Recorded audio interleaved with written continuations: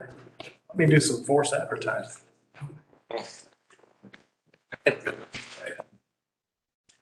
All right, good evening, everyone. It's 6:31. I call this meeting to order. Welcome to all the guests. I think we'll start out with Hoosier, and then we'll go through the agenda after that. So, All right, so I'll go ahead and make announcements. And I thought what we do is just, there's some new faces in the room. So maybe we'd start with Dale and just kind of go around and introduce ourselves. First of all, we got Donna Walker with us. So Donna's the president and CEO of Hoosier Energy. Rob Horton, who's to her left, is chief operating officer. And then Shannon Thome on the right side there is the senior vice president of member engagement. So this is kind of part of our annual meet and greet and kind of business review with Hoosier. So Dale, you want to start out and we'll just kind of go around the room that way as far as. I'm Dale Warnke. I'm the director for District 6, and this is my 4th year as a director. I'm Jason Barnhorst, director from District 7.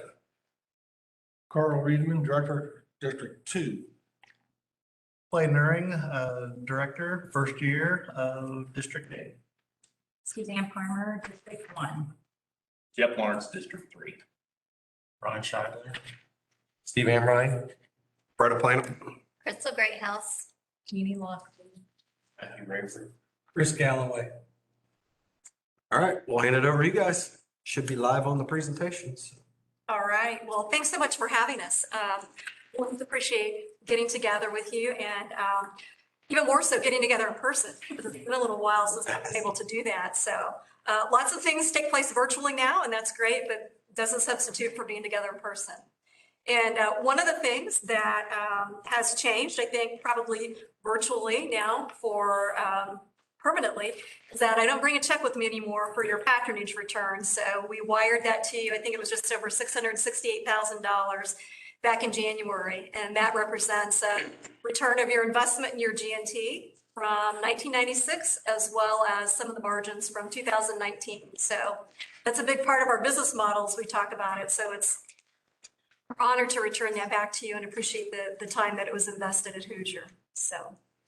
Well, with that, I think I've shared with you in the past that when I first became CEO back in 2018, one of the first things that I did was to meet one-on-one with each Hoosier Energy director and each member systems CEO. And I wanted to hear, what was on their minds, what they were thinking about. And those meetings were super valuable to me as a new CEO, and it's something that I've continued to do each year since. And as I was wrapping up the 4th round of those this last fall, one of the topics that came up in every conversation that I had was around the energy transition. And whether that was around Hoosier's transition or what's going on in the state or nationally or just globally, that was on everybody's mind. And so I thought that that's probably on your minds as well. And so I put together some information that I thought I'd share with you this evening and we'll have a little discussion around that. And then as always, the most important part of this meeting is to have and hear any questions that you have about this or anything else on your mind. And I always say I bring Rob and Shannon for the tough questions. So don't disappoint, ask it if you can. But if we don't have the answer tonight, we'll get it for you. So with that, we'll just kind of dive right in if that's okay. All right, and Bretta? Tell you, for some reason, that thing. All right, I'll let you drive the ship. How about that? Okay. All right, that's perfect. Thanks. So one of the things that we've had conversation as this transition has been taking place in the Hoosier board group is around the resource plan that the board approved back in early 2020. And is that still the right plan for us? And as I've shared with the board on several occasions, I still believe it is the right plan. And I'm going to share with you why I think that's the case. As we worked for nearly a year over the course of 2019 to come up with the resource plan that includes the planned retirement of Barham Station, we didn't just look at one potential future. we looked at 6 different future scenarios of what the economy might look like, what the energy landscape might look like. Because when you're making long-term asset decisions, you don't want to be wrong about one key assumption about the future and make a bad decision. So we opened it up and we took a look at lots of different future possibilities. And among those 6 different scenarios that we looked at, one of those was one that we refer to as the US economy decarbonizing. And if you ask me today, which of those 6 I think is the most likely path that we're headed on, this is the one. And there are a few reasons why I think that's the case. You can look, of course, at the current administration and their carbon reduction goals, which is to have a carbon-free electricity sector by 2035, and then to have a zero carbon economy by mid-century. So we know that those are the administration's goals. But beyond just the administration, because oftentimes I get asked, well, Donnie, you know, administrations can change. What if that changes in a few years? And that is true. But there are other indicators, I think, that point us this way. And so you could look at states and some of the actions that individual states are taking. And if we look next door to the state of Illinois, in their last legislative session, they passed comprehensive energy legislation that is actually going to require the closure of their coal generation in the state, the IOU-owned coal generation by 2030, and then that owned by co-ops and municipals by 2045. And beyond just their coal generation, they also put in to legislation that they're going to phase out their natural gas generation over that same period of time. So they're on a path to reduce all fossil generation. And there are different states, other states throughout the country who have similar types of ambitions. And then if you were following the international climate talks that took place last fall in Scotland, referred to as COP26, we need another acronym in our industry, but I think one of the things that is really important to focus on here, beyond just the carbon reduction goals that the various nations were announcing, is that for the first time we saw that the world's largest banks and insurance companies and their investor groups and ratings organizations came out and voluntarily pledged to also reduce the carbon footprint and emissions in their portfolios and in their most fundamental decision-making processes by 2030. And they're also targeting reaching net zero by mid-century. And you can say, well, they don't regulate us, so what's the real impact of that? Well, you can imagine how hard it is if you can't get insurance or capital to invest in your coal generating plant or your coal mining operations or your natural gas production, that can have a significant impact. So I think it's really this confluence of factors that are leading us to a decarbonized future. And this is just a visual of, it's one of hundreds of slides literally that we looked at back in 2019. But this is what that scenario looked like for us. You know, we assumed that in a decarbonization future that we would see higher natural gas prices, that we would also expect to see higher load growth as you see the adoption and move towards electric vehicles as an example.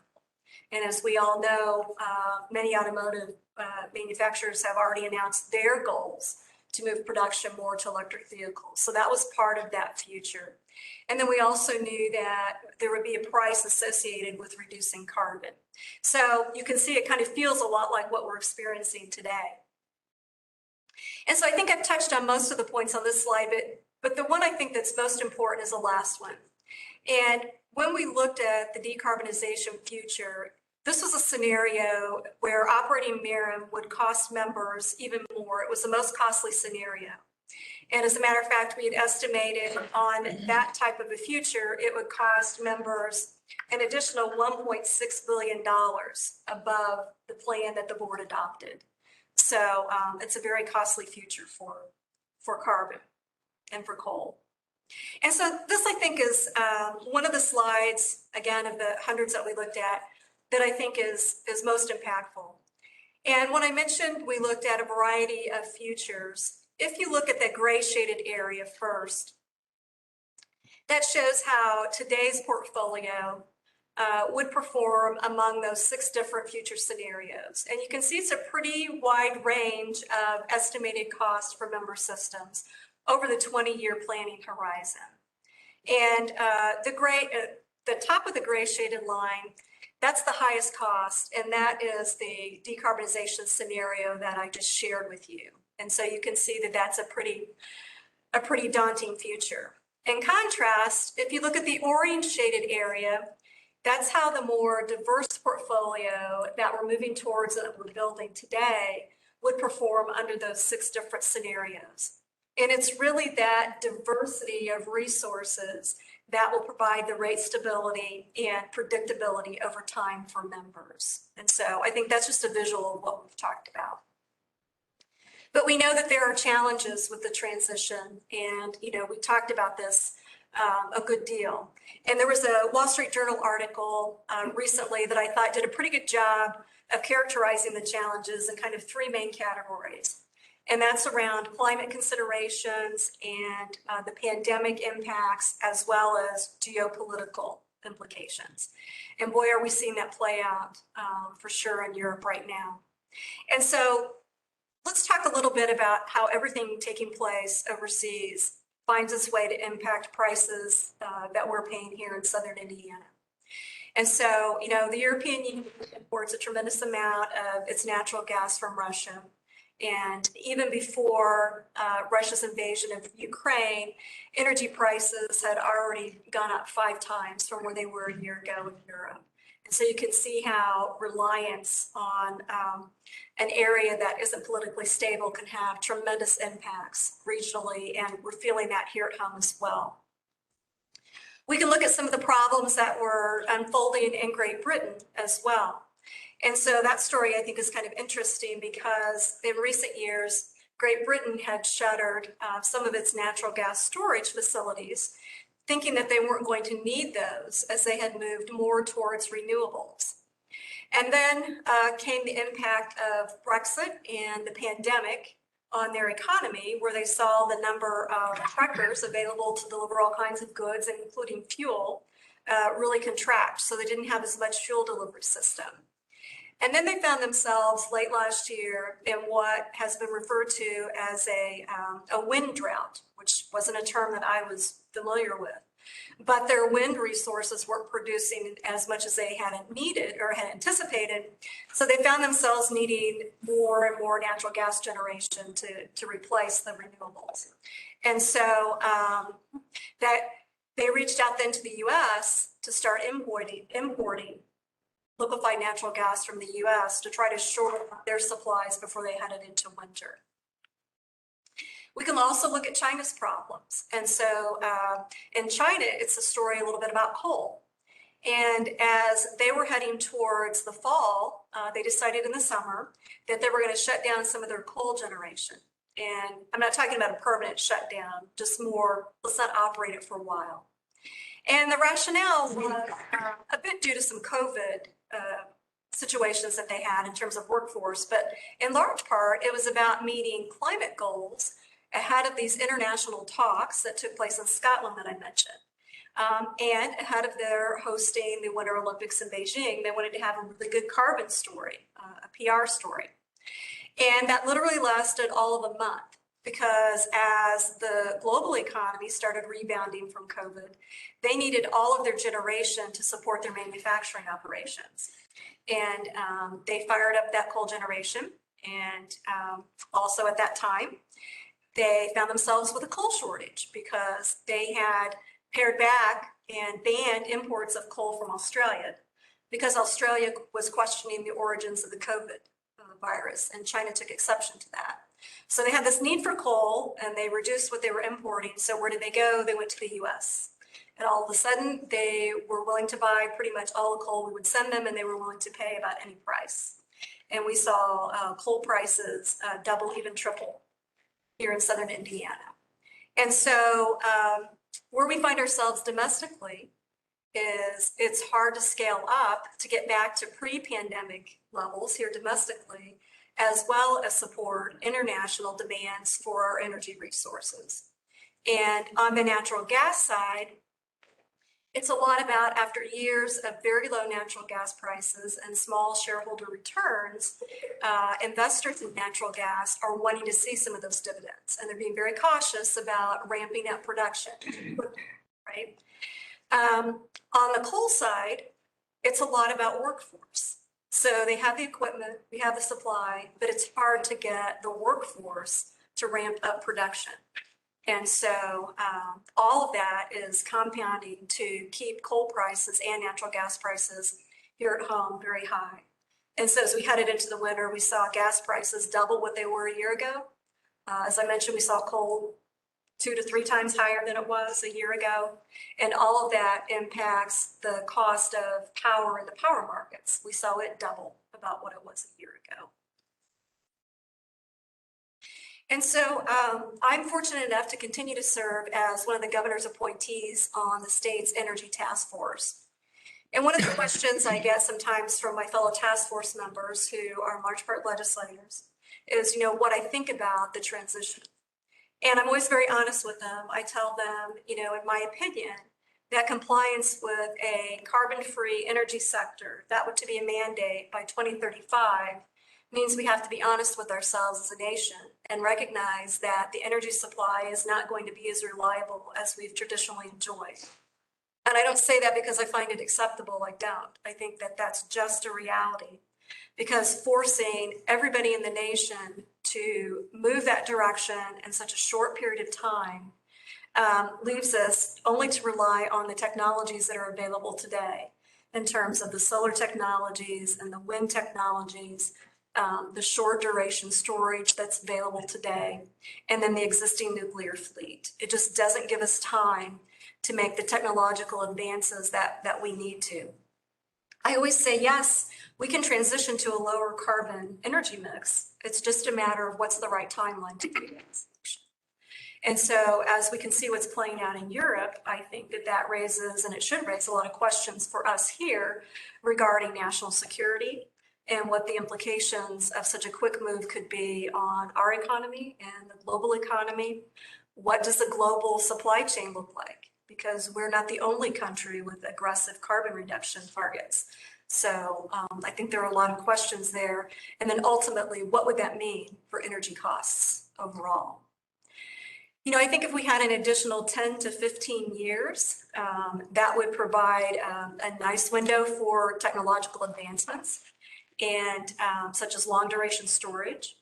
I think that as a nation, we're going to need to focus on the small modular nuclear reactors as part of our future energy mix to complement the renewables and the storage. And then we're going to need time to build the transmission infrastructure to get the new generation resources to the load centers where it needs to be. And that is not a quick task to build new transmission, as we all know that. So it's really a matter of time. And so one of the things I want to also touch on is, our plan initially called for our retirement of the Merom Station by May of 2023. And as you're all well aware, we announced last month that we've entered into a transaction with Hallador Energy, where Hallador is going to acquire the Merom Station in return for assuming certain decommissioning costs for the facility and environmental responsibilities at the site. And then we'll be purchasing power from the plant through 2025, which gives us a little bit more of a glide path to our transition, rather than just closing Merom ourselves in 2023 and transitioning then. We'll also retain more than 5,700 acres of the site. So the site itself is 57,000 acres. So we're going to retain quite a bit of the land there at the site that we can use for future development, future opportunities there. And so the transaction provides both short-term and long-term cost savings for members. And the question I get is, well, if Hallador can find the plant economic, why couldn't Hoosier run it economically? And the reason is solely because Hallador owns the coal supply. And so their costs of providing fuel into the station is a fraction of what we would have to pay in the retail market for coal. And that makes all the difference in the world to own and control the coal supply. And so we think that this transaction will provide a more stable and reliable environment again for us to transition our portfolio over a little bit longer period of time. But while we're super excited about it, the transaction and all the benefits it'll bring, there are still several milestones that have to be met before we actually close on the deal, which we expect to happen in mid-July. So Hallador has a few regulatory approvals that they need to get lined up before the deal is finalized. So we're super excited about this. And, you know, I hear win-win a lot, and that can be a kind of a buzz phrase. But in this one, it's really true. Again, it gives us, it manages more of the cost. So there'll be cost savings for members for us. It gives us a little bit longer time for transition during everything that's taking place globally. And Hallador is also transitioning. So they plan to move from coal producer eventually over time and move into the renewable space. So this is a path that helps them with their transition as well. So our interests are very much aligned, and we're certainly hopeful that the deal will close as planned. So I just have two more quick slides that I'd want to share with you. So I wanted to share with you our updated rate outlook. And we updated this as of February. Our board approved our most recent 5-year business plan in November. And as conditions have continued to change and coal and natural gas and power market prices have continued to escalate, we updated this in February as far as our rate outlook. So you can see the gray bars show historically where our rates have been and where they were projected to be as of November. And then the blue bars show where we're at. So we're anticipating now that our rates are going to be about $76 on average per megawatt hour. And I recognize that no member is average. You know, you're all different, but all of our members combined on average, that's our average wholesale rate. And so we anticipate that this year, due to the pressures around fuel cost, that will be up close to where we were back in 2020. So we had started seeing savings last year around our transition of the portfolio, and then the current pressures are kind of taking us back to where we had been. But hopefully the power market outlook right now is that that's kind of a 2-year window, and then it looks to stabilize beyond that. So we're going to continue to follow it. Obviously, there's lots of unknowns with how long the impacts will be around of what's taking place in Europe.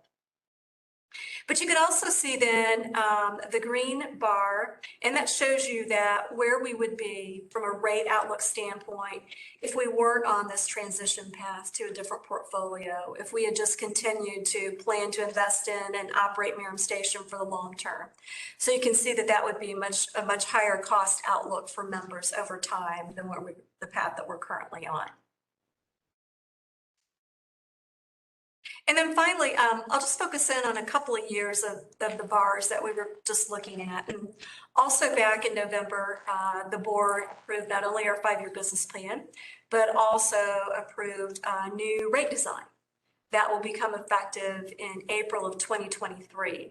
And I think we've talked about this in the past, that the rate design that had been in place, that we have in place today currently, has been in place for about a decade. And things today don't look anything like we thought they would a decade ago when we were creating that design. So we needed to update it to reflect our current cost, and then also reflect what our cost profile and structure would be after Merom Station is no longer part of our portfolio. So if you look at the rate in 2022, the prior chart showed that on average, we anticipate our rates being $76 a megawatt hour this year. And the rate design includes recovering a portion of that through an energy charge to members, and the remainder through a demand charge for our fixed cost. When we look at 2024, the outlook is for overall lower rate, and we're projecting now that that will be $71 a megawatt hour. Again, there continues to be in the rate structure an energy charge and a demand charge. But now there's also a third component that's been added to the structure, and we refer to that as a fixed charge. And that reflects the recovery of Merom's remaining cost. So that was always part of our overall economic analysis of transitioning away from Merom Station. But I wanted to show you this because sometimes I get the question, well, Donna, you have an outlook for declining rates, but don't we need to add on top of that the fact that we'll still have to pay for Merom Station's remaining cost. And what I want to show you here is that's already been factored in. That's already included in that outlook that we're sharing with you. So you don't need to add it on top of that. So with that, it may have felt a little bit like drinking from a fire hose. There's a lot of significant and complicated things going on in our industry today. So just open it up for any questions or discussion you'd like to have on that or anything on your minds. There's certainly a lot of challenges, as you mentioned. Is there one that's bigger than the others that you and Hoosier are most concerned with? Yeah, I say that it is the transition, and it's not just that Hoosier is transitioning our portfolio, but even if we weren't, there's such a huge transition going on around us with this shift from baseload coal generation and gas generation and the pressures that we would be impacted by it anyway. And that's not challenging enough. It's what things are taking place in Europe that are impacting the sheer price of that right now that nobody could have foreseen. I think that's what really makes it challenging above and beyond right now. So could you explain again how Hallador could run the plant at a lower cost than Hoosier Energy could? Absolutely. Actually, Rob Horton is living this transaction, and he gets the credit for bringing it to us. So I'm going to let him answer that because I can feel that he wants to. So. Hopefully I can, but the answer, the simple side is the fact that Hallador also owns Sunrise Coal Mine, which is 14 miles down the street from Merom. So they can sell that coal to themselves at production costs and offer that power into the market at a rate much less than what anyone that was buying coal from the market could. So their plan would be to mine that coal, bring it to the plant, and then run those units at the very top of their maximum efficiency ranges, because their offer into the MISO is going to be so much less than anyone else. And the units like to run at the top. There's less maintenance when they run at the top, but it's all around that fuel supply. Rob, give us some perspective on that fuel cost then, as far as like, say what we burnt this winter, what was hedged, what we paid for those contracts, where they are now, and what kind of range you think Hallador would be, what kind of costs they have in mining that coal. That might help put in perspective. No, that's a good question. So I'll try to keep it brief. When I start talking about coal, I get a little long-winded, so I'll do my best. But our coal currently, consider Illinois Basin coal around $40 whenever we were contracting for coal. That's ballpark number. As Donna mentioned, it just continues to increase. As we were going into winter, we were short on supply. We were receiving offers anywhere from $60 to $80. Some of them were bumping $90. We were able to secure fuel in a range that was closer to that $70 range at that point in time, about 400,000 tons, which solidified our position going into winter, right? You never want to run out of power, but you definitely don't want to run out of power when it's really cold outside. So we were trying to hedge that position from a reliability standpoint and to buy power on the other side of that. If you didn't want to buy the coal and you just wanted to buy replacement power, that was a more expensive option. Okay, so that's where we were setting at that point in time. So we'll use Merom as an example of our price of being $40. We offer in Merom at around $25 to $26. And I say offer, that's the MISO connection that we often talk about. Hallador's offer into the MISO will be closer to $18. So the fact that there's not that discrepancy in the mining side of the coal, they own it, they bought the reserve, they have the equipment, they have the people, they're able to produce at a much, much lower rate. It also gives them flexibility, which I think is an important part of the transaction from their standpoint, mentioning their transition into renewables. It allows them to make some decisions. We have a purchase power agreement for the facility, so we're going to take some energy, all of it the first year, all the way up through May of 23 to match up our original timeline. After that, our risk profile goes down because we're only taking about 300 megawatts from the station. So we don't have the risk of all 1,000 in one location. If Hallador so chooses, and if power or if coal markets went up tremendously, they may be able to overproduce on the coal side and both sell coal at a marked up rate and also run the plant because they have access to enough coal to operate Miriam for 10 years easily. And they also have reserves that are adjoining that they own the land for that would take it another 10 years. So there's 20 years worth of coal they own to meet to everything Miriam could ever burn plus some. So it gives them a lot of flexibility as well as you think about that agreement. So as we talk about challenges with fossil generation and lenders and insurance and labor, how is Hallador plan to manage those risks? I mean, do they not need funding? I mean, if we were having those issues, why wouldn't Hallador, I guess is my question. I'll hit the labor question first. We're having labor issues and they're having labor issues. So that is actually a condition of closing. That could be something that could prevent this deal from happening. If we can't get enough people to operate the plant, which we're struggling to a certain degree now, retaining people that have the knowledge base to be able to do it.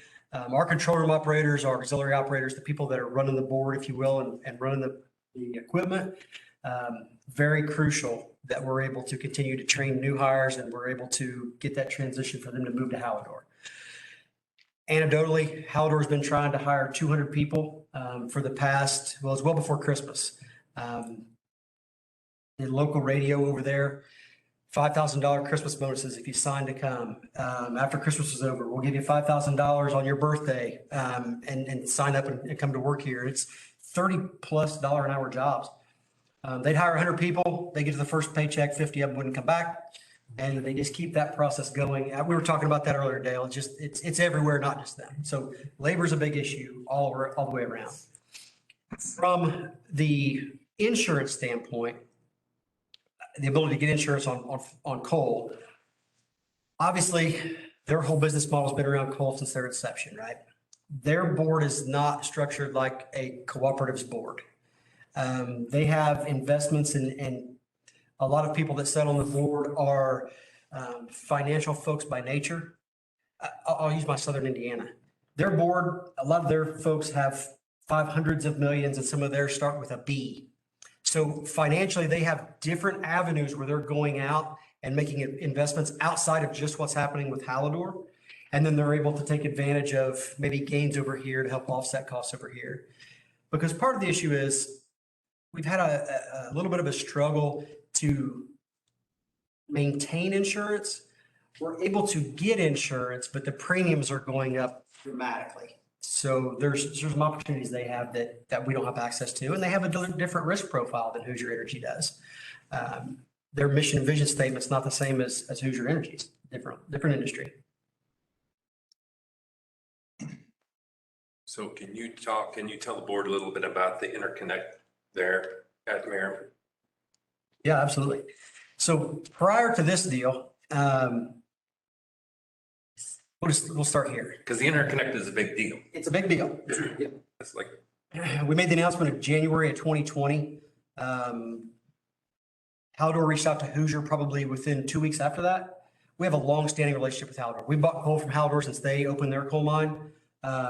They've been a big supplier of Hoosier's, and we've been a big customer of theirs for a number of years. So they reached out to talk about what are some opportunities here? What are things that we could do?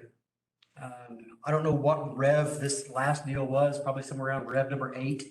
But earlier this year, we were able to announce I guess it's been 21, we were able to announce the interconnection deal with Hallador.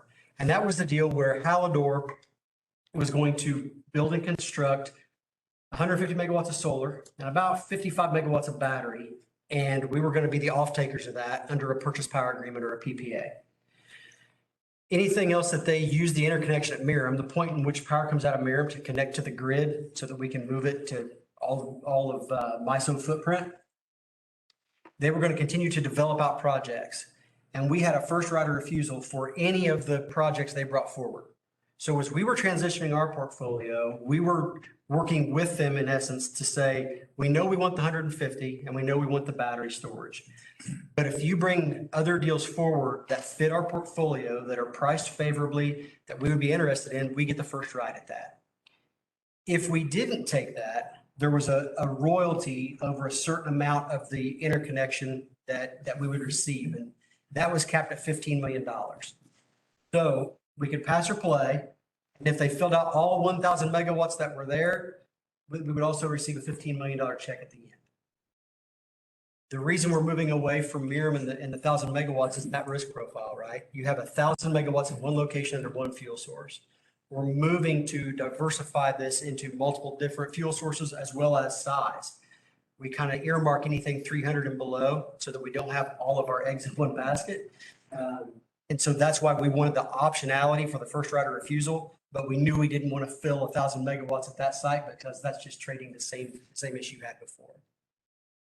Hopefully that helps. I just wanted you to give them some background on that. Okay, I'll go. I don't profess to know a lot about the level of detail that you presented. From what I've read, from what I've heard, I think I know the answer to this, but I'd be interested in you sharing it. As this deal has on Merom is unfolding, as it is evolving, and to put it in terms of today's surveys, is the arrangement we currently have with Haldor, are you extremely satisfied, somewhat satisfied, neutral, somewhat dissatisfied, or extremely dissatisfied? What could have been, what's missing from the equation that we're looking at right now that could have made it the absolute best, or maybe this is the best? What's in it that could have made it from the worst to where we're at right now? Just to get a level. I mean, you're obviously much more involved and knowledgeable about this than what I am. I'm just trying to get a sense for where we fell as we sit here today. I would say that I'm very satisfied with it. From the beginning of our announcement back in January of 2020, we said that we would, entertain sale of the plant, to continue to operate it or develop the site for something else. So we always had that in our mind, although we thought there's such a limited opportunity for somebody to really take that plant and make it economic. And Rob said from the beginning, the only organization that could really make that work is a coal company. And he was right on that for just the reasons that we've explained. So the fact that we've come together and that our interests are so well aligned, it's not like this tug, like they want us to lose, right? We're both incentivized to make this work and make the plant operate because we're going to continue to take output and they want it to be economic for them. So I think it's great from that standpoint. Could have made it that much better, like exceptionally pleased. It would be if they had available coal supply today for the plant. So heading into this arrangement, for all the reasons that we've talked about, we knew, Hallador's coal supply for this first short period, we're hoping to close in July until we get into early 2023, their coal supply was all taken for 2022. And it's a tough coal market in Indiana and the Midwest right now. So to me, that's the only thing that would have made it even better was if they just had the coal sitting there and it was ready to go on day one. So it doesn't put us in a different position than if we just continue to operate it ourselves to May. As a matter of fact, being with Hallador puts it in a better position because they're going to do extensive maintenance work on the units this fall that we would not, just to run it for a few more months. But it's that coal supply. That's what I would say. If we'd had that, that would have just made it exceptional. I don't know what you think, what you would say, Rob, but. Yeah, I would agree with that. That's the biggest key would be the coal supply. Just like we try to hedge our power and hedge against risk out in the future, coal companies do the same thing, right? They locked in their contracts. They tried to make sure they were protected, a return for their investors in that kind of world. We are keeping the lake under this scenario, the Turtle Creek Reservoir, the 1,500 acre cooling lake. There's some environmental liability around that. So I think to get me to exceptional, like it couldn't ever be any better, they would have taken the lake, maybe a closed landfill as well, and just completely, you had all the coal at the right price and just completely did this and walked away. Because, we're taking a scalpel right now. You're trying to take Merom out of Hoosier Energy. And that's not just one cut. That's 1,000 little cuts to try to take that out of the mix. And so anything that we could have added it to that would have made it exceptional to me. You mentioned there are challenges between now and July. Yes. Constantly. What is the most likely deal breaker that could happen between now and then, if you're able to share that? I mean, you mentioned labor shortage, which the whole state's experiencing. Yeah. Yeah. Is that high on the list? It's very high on the list. To me, there's two. And I'm maybe a little bit more positive. You could probably argue me into three, but there's two right now. And the first one's labor. And the reason it's labor so much in that standpoint, we can go to local halls and find millwrights to help us do maintenance activities. We can do things, go to electrical halls and find electricians, not easily. I mean, they're not easily found. But the power plant is unique in some nature. There's one other power plant in the country that's the most similar to Merom, and it's Big Cajun down in Louisiana, with the kind of boilers and turbines that we have and operate. So there's this core of people that are control room operators and boiler house operators and our scrubber or our SO2 removal system control room operators. That is unique to that plant. So if for some reason we wouldn't be able to retain enough of those folks, that's probably the biggest risk out there. Number two is our water permit through IDEM.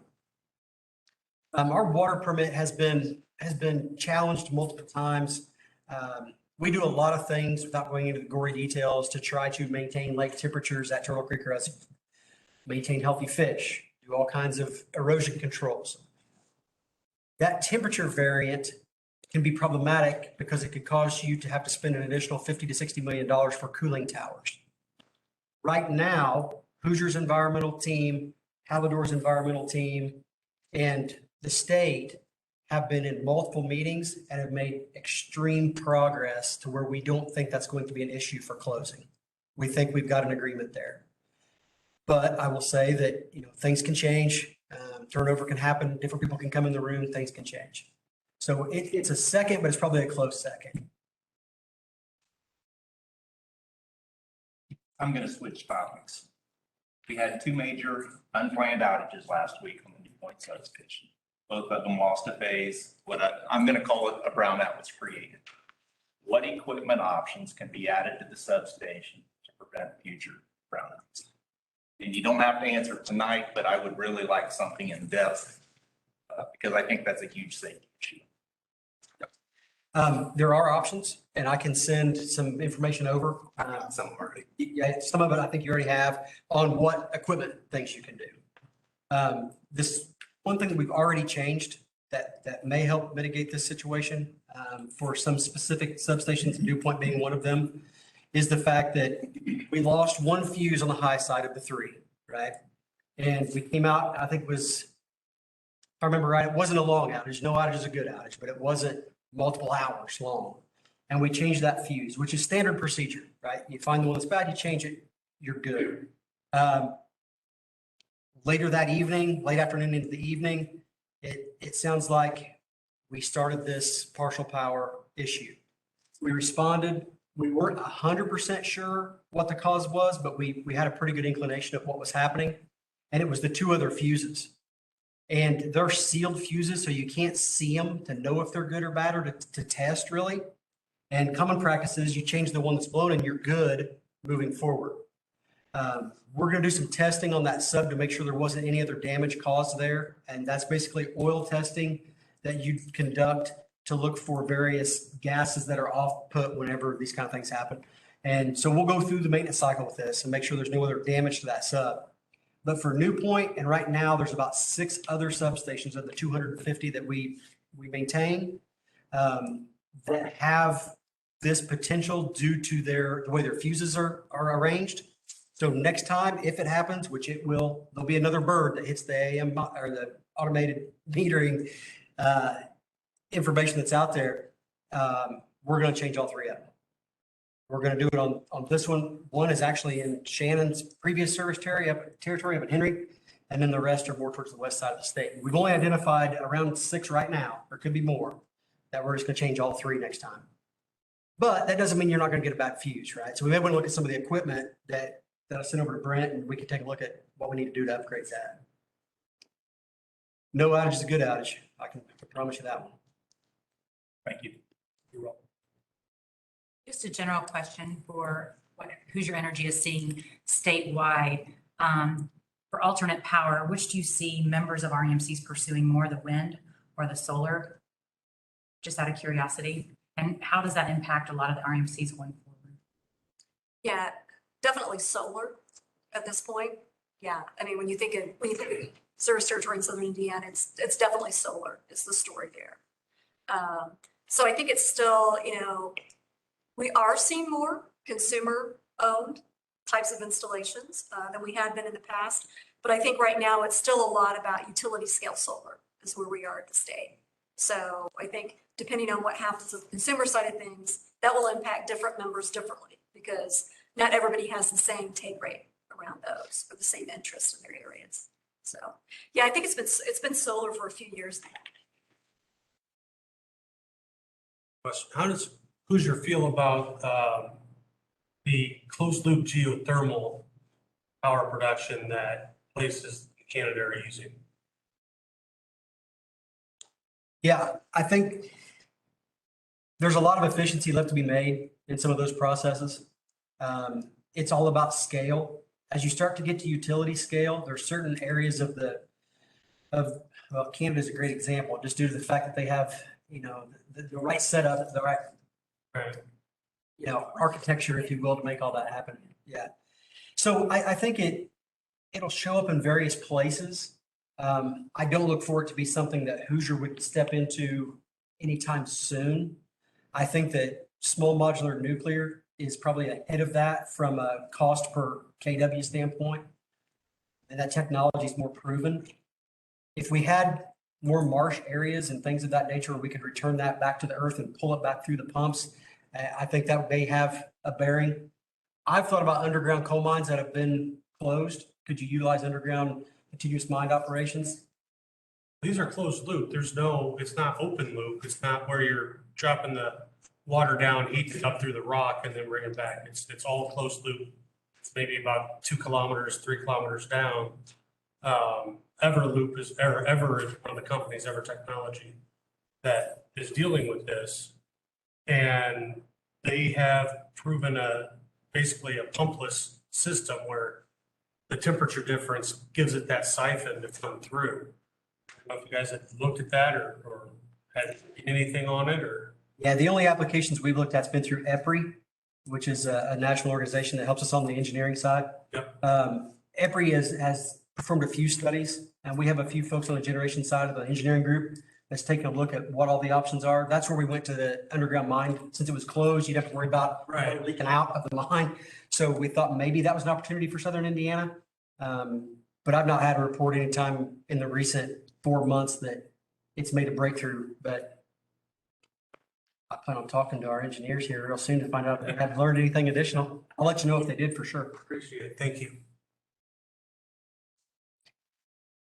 Aside from the debacle of Marble Hill 40 years ago, 3 Mile Island and Chernobyl, nuclear, what's the big reluctance to nuclear? Is it cost? Is it safety? Is it perception?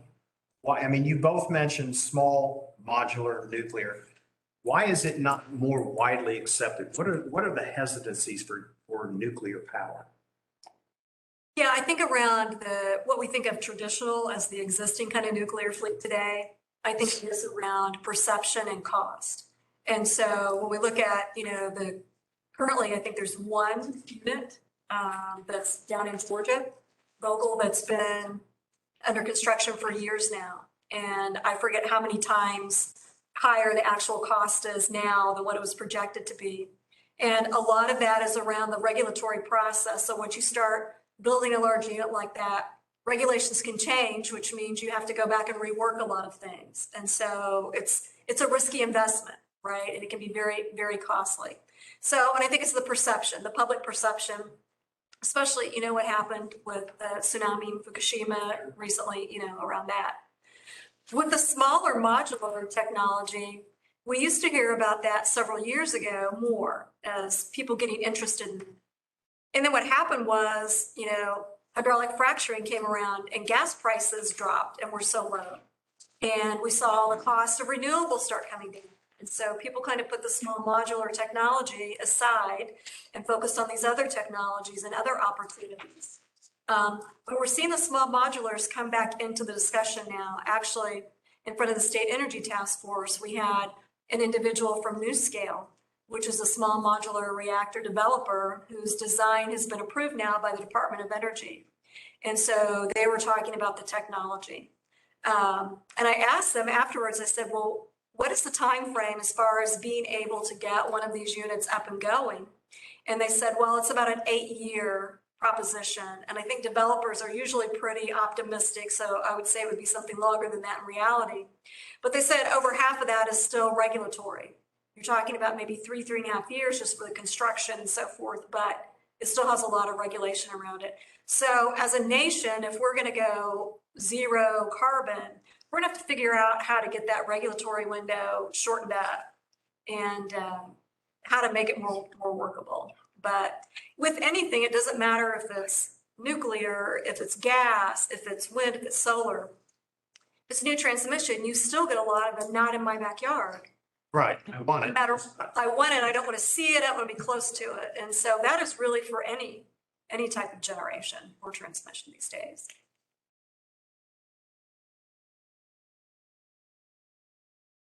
I have two questions. One, the lake, isn't this a lake that we built that the IDEM is now giving us grief about?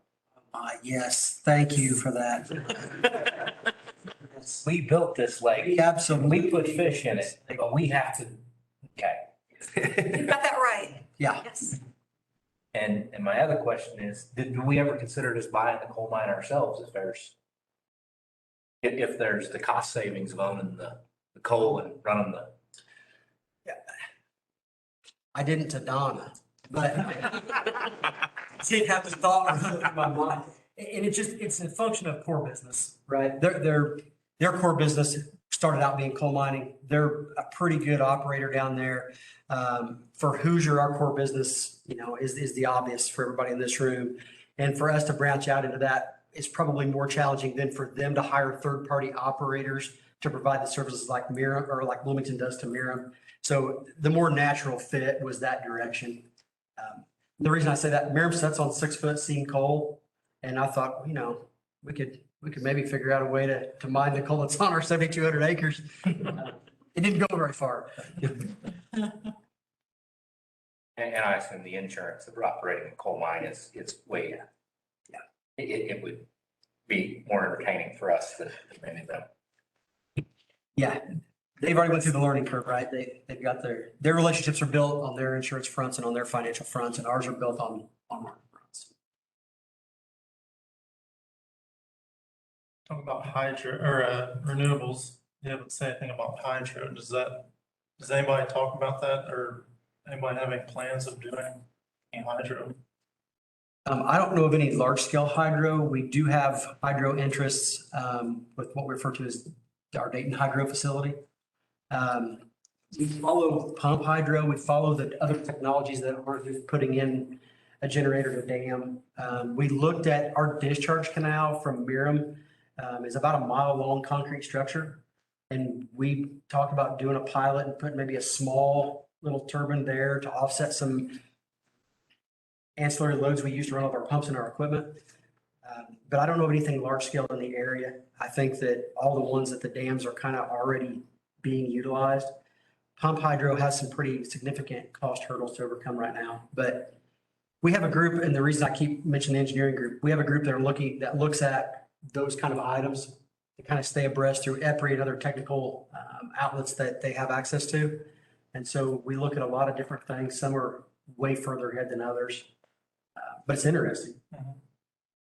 Hydro is also a little difficult on the MISO part. They'll only allow you a certain amount of its peak capacity because of the possibility of a drought changing what it will produce. So they don't allow you to actually claim that full amount. So like I assume all the existing lakes in the area have been, like Brookville Lake, there's large dam, no power there, probably could produce some power, but I assume the Army Corps of Engineers and all that stuff is hard to switch out something that's, I don't know that I would this time blame it. I wouldn't blame it on Army Corps of Engineers. I think it's just availability of consistency. I think it's, a lot of the lakes and dams have been studied. I don't know exactly why Brookville doesn't have one, today, but I would say it has something to do with flows and time of year flows and then what that cost would be to produce that energy.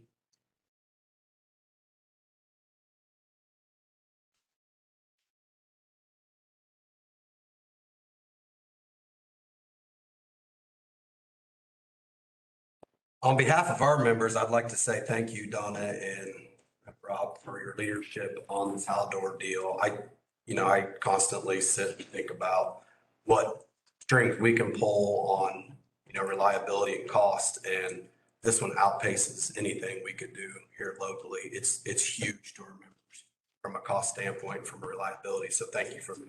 When I heard the news, if I could have done a flip, I think I probably would have landed on my head. But thank you for your leadership on that. And I know you guys have invested so much time in that decision. I think it's the right one. It's huge for our members. So. Additional questions from anyone? Thank you very much for coming. So much. thanks. Thank you. And then you got all the. I did, right? Snaps. I was gonna ask him a rate question, but Thank you. When you started asking the questions about the reliability. Yeah, EA5R. Rob mentioned. Okay. Henry. We have When it happened in Henry. My power yeah, at my house. so this. But I wasn't anywhere related to what happened. Texted.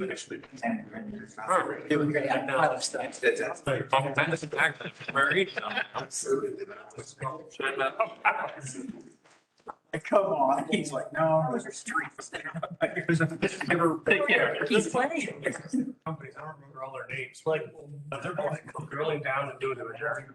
And this only has to be rounds. I could have. you get us out of here and I'll go. I just. Oh, okay. I thought he was here with the. I mean, which. Yeah, compared to some of the others.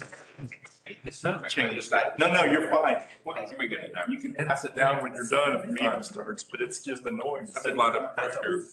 Jeff, I may not be able to find it again. But I mean, we're gonna run out of power. Gotta have something.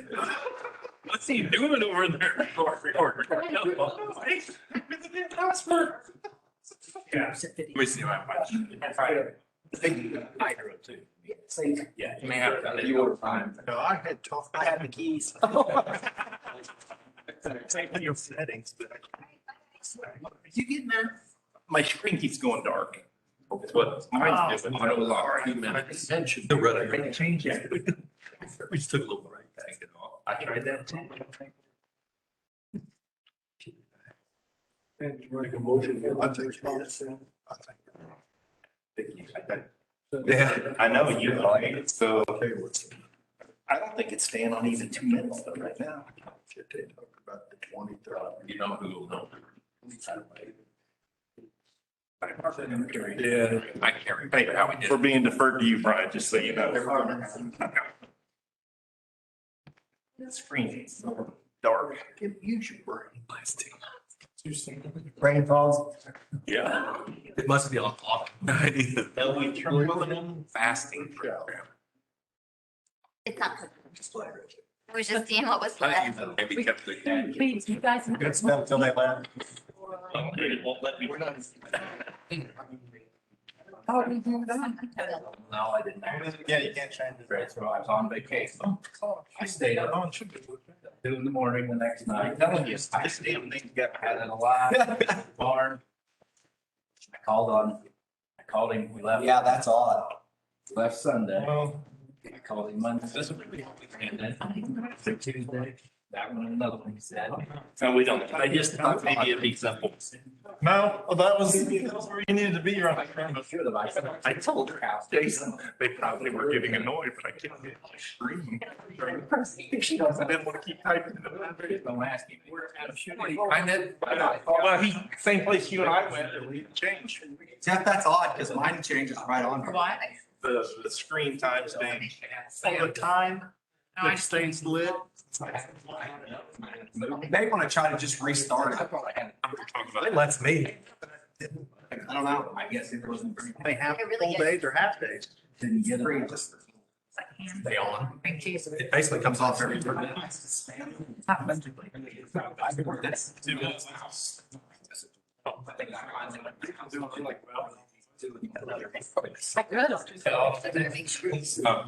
Oh, Yeah, because the enforcement. worked all night. to do it. Yeah. Gave me his. Okay. I've been. You can change yours. Okay. 15. Pretty much. Arm is done now. They're all down there. I got to talk to you about the fingers. I got to give you your wheels back. All right, let's go ahead and resume here. Well, because in my mind, I thought it was so many days. And then. Well, I can. I'll show you. Okay, you're done. This is. 2000 was the council. Gotcha. We wouldn't even be talking about that. We'd be there with power already. I figure if anything, I've got it now.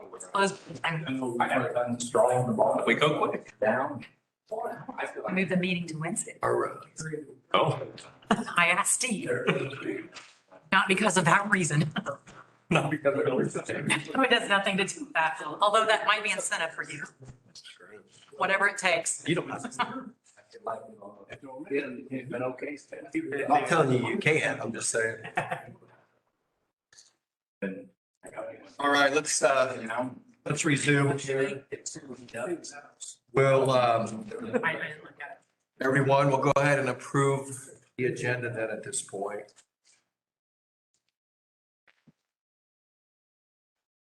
Steve, I'd like to move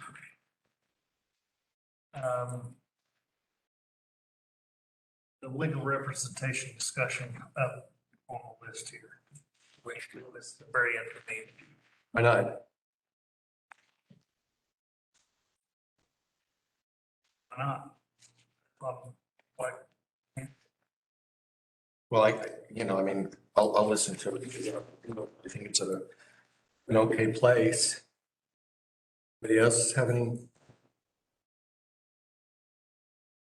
I guess I'd like to get, we ain't doing this for him the meeting and trying to get this is way long enough. I'd like to do it earlier in the meeting or later. Is there a presenter for that? Is that what you want to do? I asked for a presenter. Is there one? Nobody got back with me. I'm not aware of any. What did you say? No, I'm not aware of there being any presenter tonight. I asked. Right, but we'll talk about that when we get there. Any other changes? So why can't we move it up? Where do you want to move it to, Clay? Jeff, I said, let's just keep it where it's at. I don't think we need to. And I vote against the agenda. I would like there to be compromise. We're arguing about placement of this on the agenda. I'm fine with it. Make a motion. I'd like to move it up, get it up here towards the top of the meeting. I don't care if it's 5, switch it with 5 or not switch it, but move it up above You 5. want to move it to 5? Who seconds it? Why does it? You got a first and a second. Any additional discussion? Does it give it more credibility being number 5? I guess I'm confused as to what's the, By the time it's up there on discussions, we have some time to get things getting to the point where everybody's tired and when it get going, we can just have a discussion about this. Is there think it's apparently.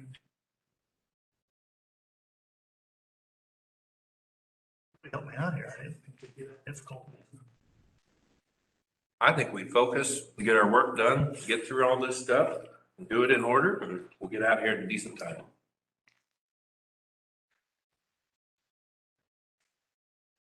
We have a first and a second.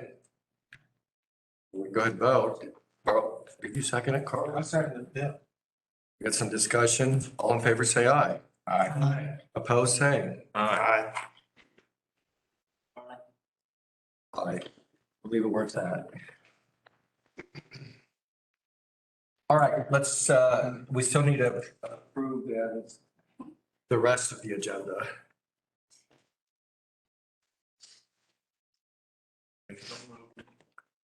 First. Need a second. Second. Need a second. All in favor, say aye. Aye. Opposed, same. Aye. Please record my name. Suzanne? I voted to approve it. Thank you. All right, for your information, let's go through that. Anybody have any questions for your information?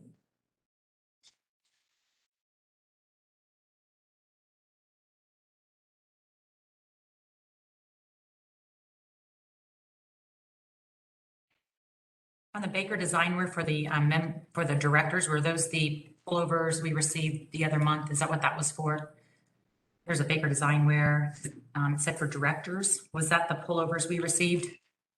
It could be part of it. Yeah, I can find out. Thank you.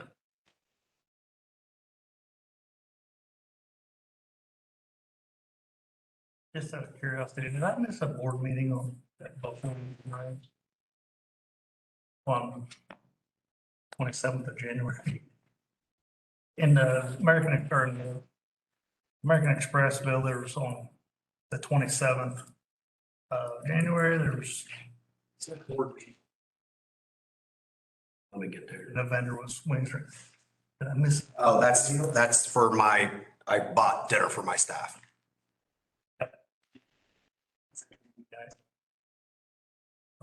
You missed the- No, we didn't leave you any.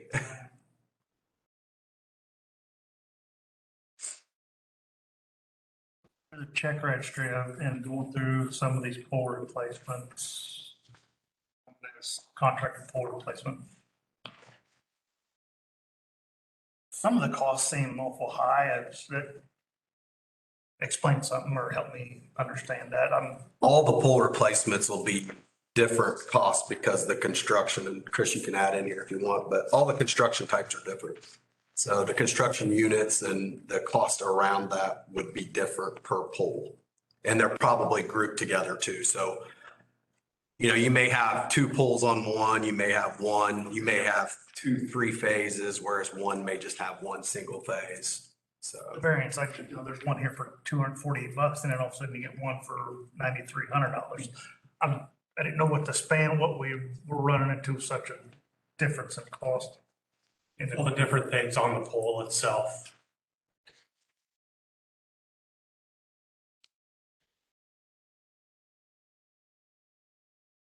On the safety committee meeting, new business, it had near miss meter pole.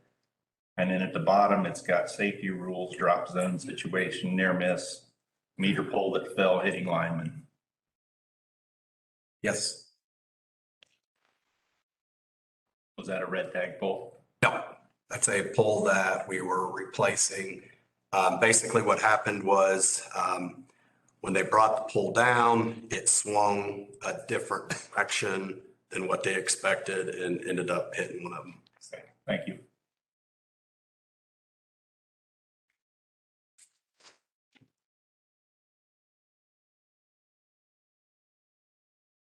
Check registry.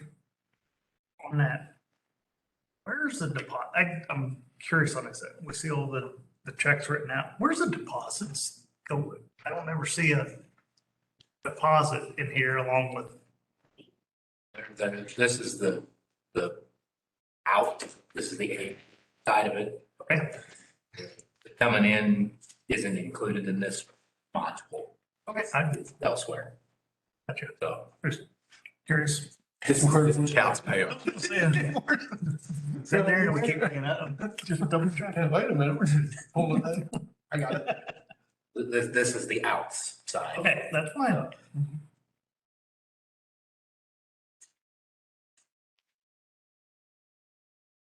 Any other questions for your information? No other ones? Okay, let's go ahead and go on to the safety minute for a moment.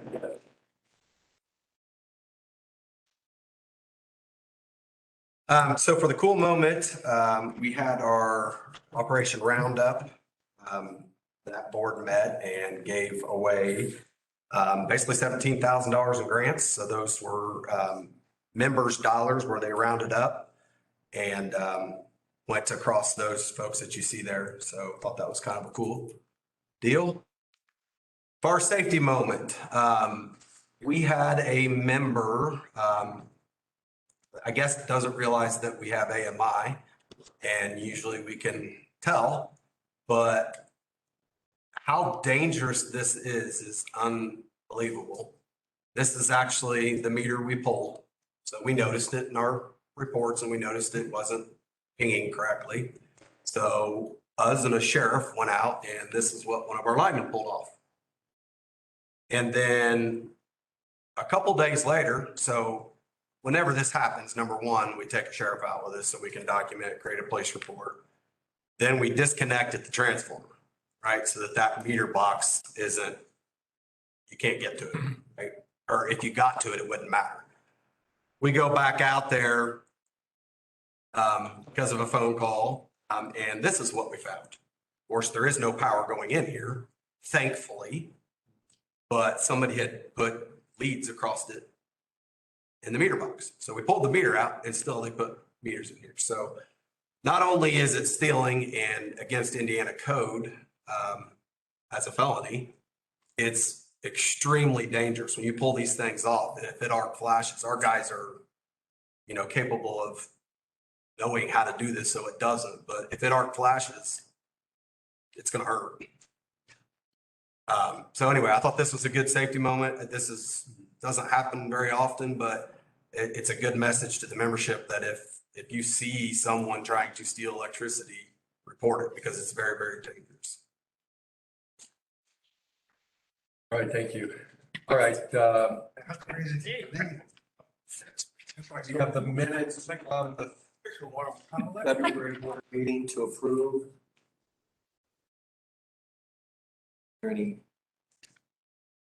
changes recommended? I'd like to recommend we note that Rachel was virtual. And Jason is. And I was too, and it's not noted in here. I don't know if you want it to be. You didn't note it in the special meeting that I wasn't at, so I didn't do it. So we can hear I you. just figured that was, However you want it. what's it matter, but. I really don't care.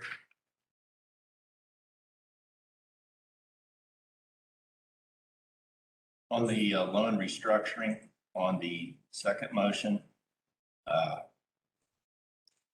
I would like to change the word towards and put against on the first line.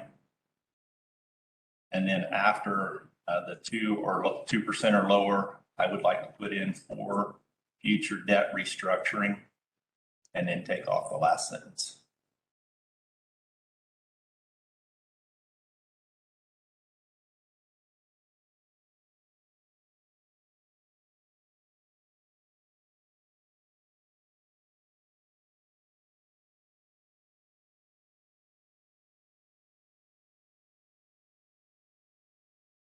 On the,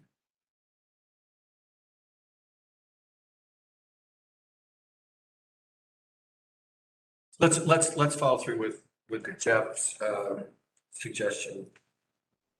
First, we're gonna make sure everybody agrees.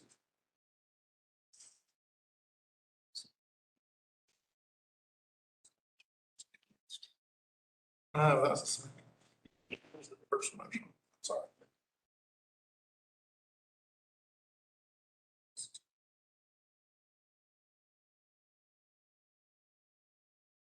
Can you?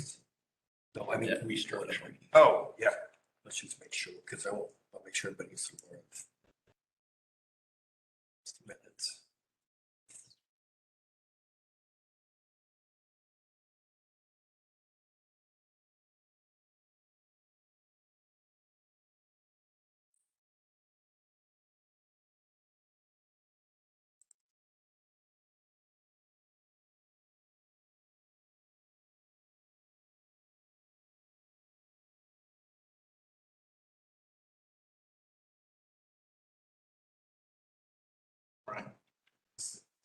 Yeah, let's verify where that's located then on here and make sure the changes that are. It's toward the, right there, really right there. So you're talking about Second paragraph, second motion. changing the word towards to against. Yes.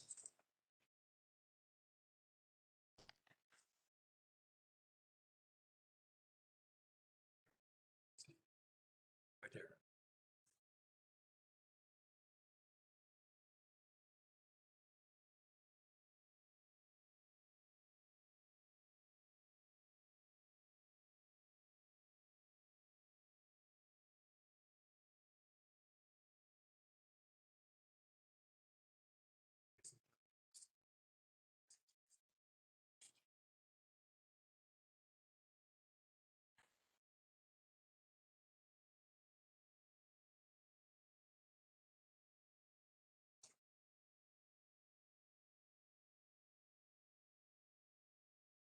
Okay, so those are the changes that Jeff's recommended, correct, Jeff? Right. Okay, and Clay, did you have something else as well? Yeah, under the budget approvals, the Insight Conference presentation, can we get in there why they're, explain why it wasn't approved? Or, Eric? Right in there. the Insight, the thing, it said, the Insight Conference presentation. Understand it wasn't approved because of the surmise, it wasn't a benefit to the members, but if they were willing to foot the, take care of you guys getting there in the hotel, it wasn't an issue with us of you guys going. It just. In this, it looks like we had 4 against and 4 for it, and we were for it, just didn't want to take the money out of there. We thought they ought to be able once helping pay the way to it. It's a budget approval, though. We were gonna have to spend REMC money to do it. So as far as the budget item, what it didn't fly. We were gonna have to use REMC funds. Correct. And I'm saying, if they would have, if this Insight Conference, whatever this was, if they were gonna say, here, we want you to present, we'll pay your way, we'll pay the lodging, get us down here. The whole point was if they would have done that, and we said, if they approved that, go, that was no problem. That's not what the ask was. The ask was for the budgetary money.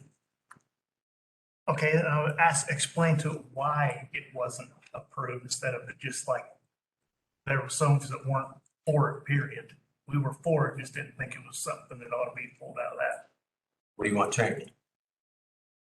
But isn't that what it says, Clay, to approve it in addition to the budget? I mean, that's what it says. It wasn't in the budget. It was an ask as an addition. Isn't that what it says? But didn't we also agree that upon Insight confirmation of them funding the transportation and lodging, that the board was approving them to go?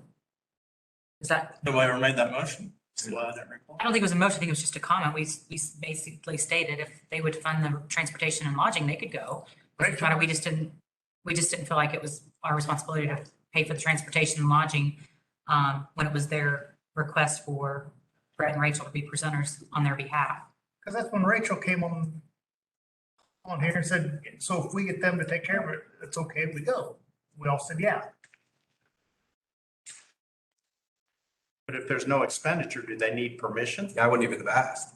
I mean, if it's a gratis trip, would they have to even present it to us? It's not costing the RMC. I mean, the only reason it came is because it was not in the budget, it's in addition to the budget.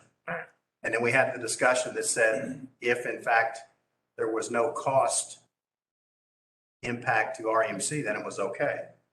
Due to the fact it was not a budgeted item, I'm sorry?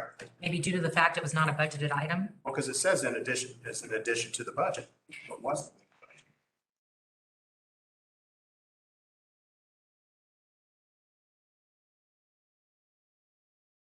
Okay, we can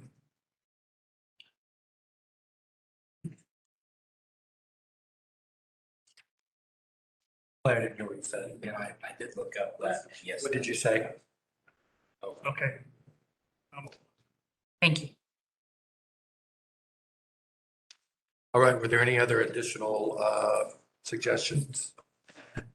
Yeah, under the policy bylaws reviews and report outs, I guess, and we put in there that we did all agree to meet with Brian and Aaron and that Steve, you were gonna set things up, but I've only got an email saying that you contacted Aaron. Were you able to contact Brian? And I asked for, I I think we're going to talk through that. and It needs to be in the meeting minutes If you because guys we wanna include agreed. that, if you want to include that in the meeting minutes in some fashion, so be it. So what do you want it to say? Wasn't part of the motion, but it should say there was consensus to meet with those two or whatever. Perfect. But not part of the motion. Where's it set? All the way down.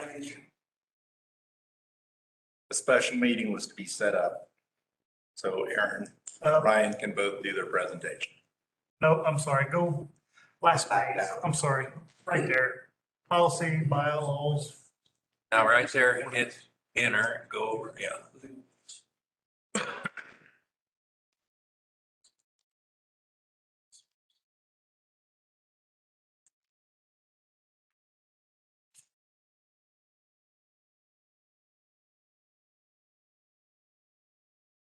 You guys want to put, I'm just writing.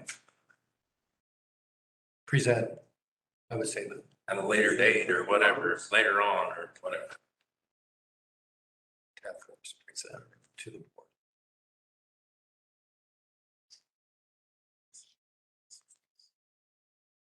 Okay.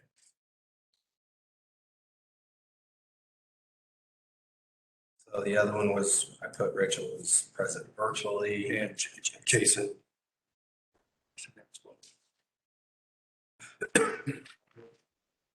Right about where our person message. Take out.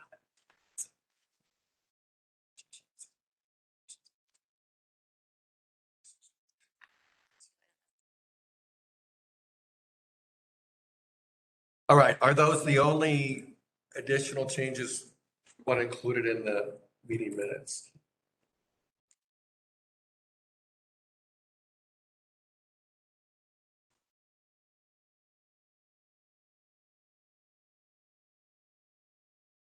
Anything else? Did I get everything? I think you did.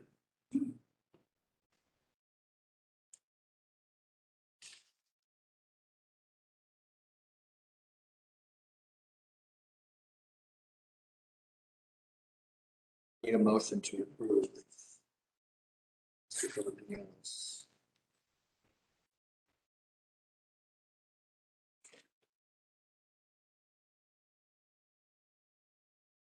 I'll make the motion to approve with the noted changes. Okay, go first.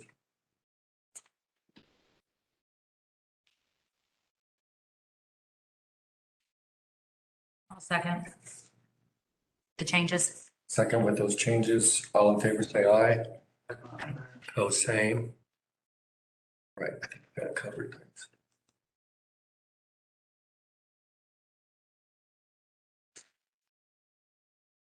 All right, see if I can make. All right, so a few updates from this last month. Why is that going automatically? So we did complete last month, we completed our Q1 quarterly risk management review. I don't know why these are going automatically. Walk faster. Yeah. All right, I don't know why that happened. I'm gonna have Sorry. here for a second. Came out. Sound like one of the commercials. All the legal crap. Pharmaceutical commercial. They result in.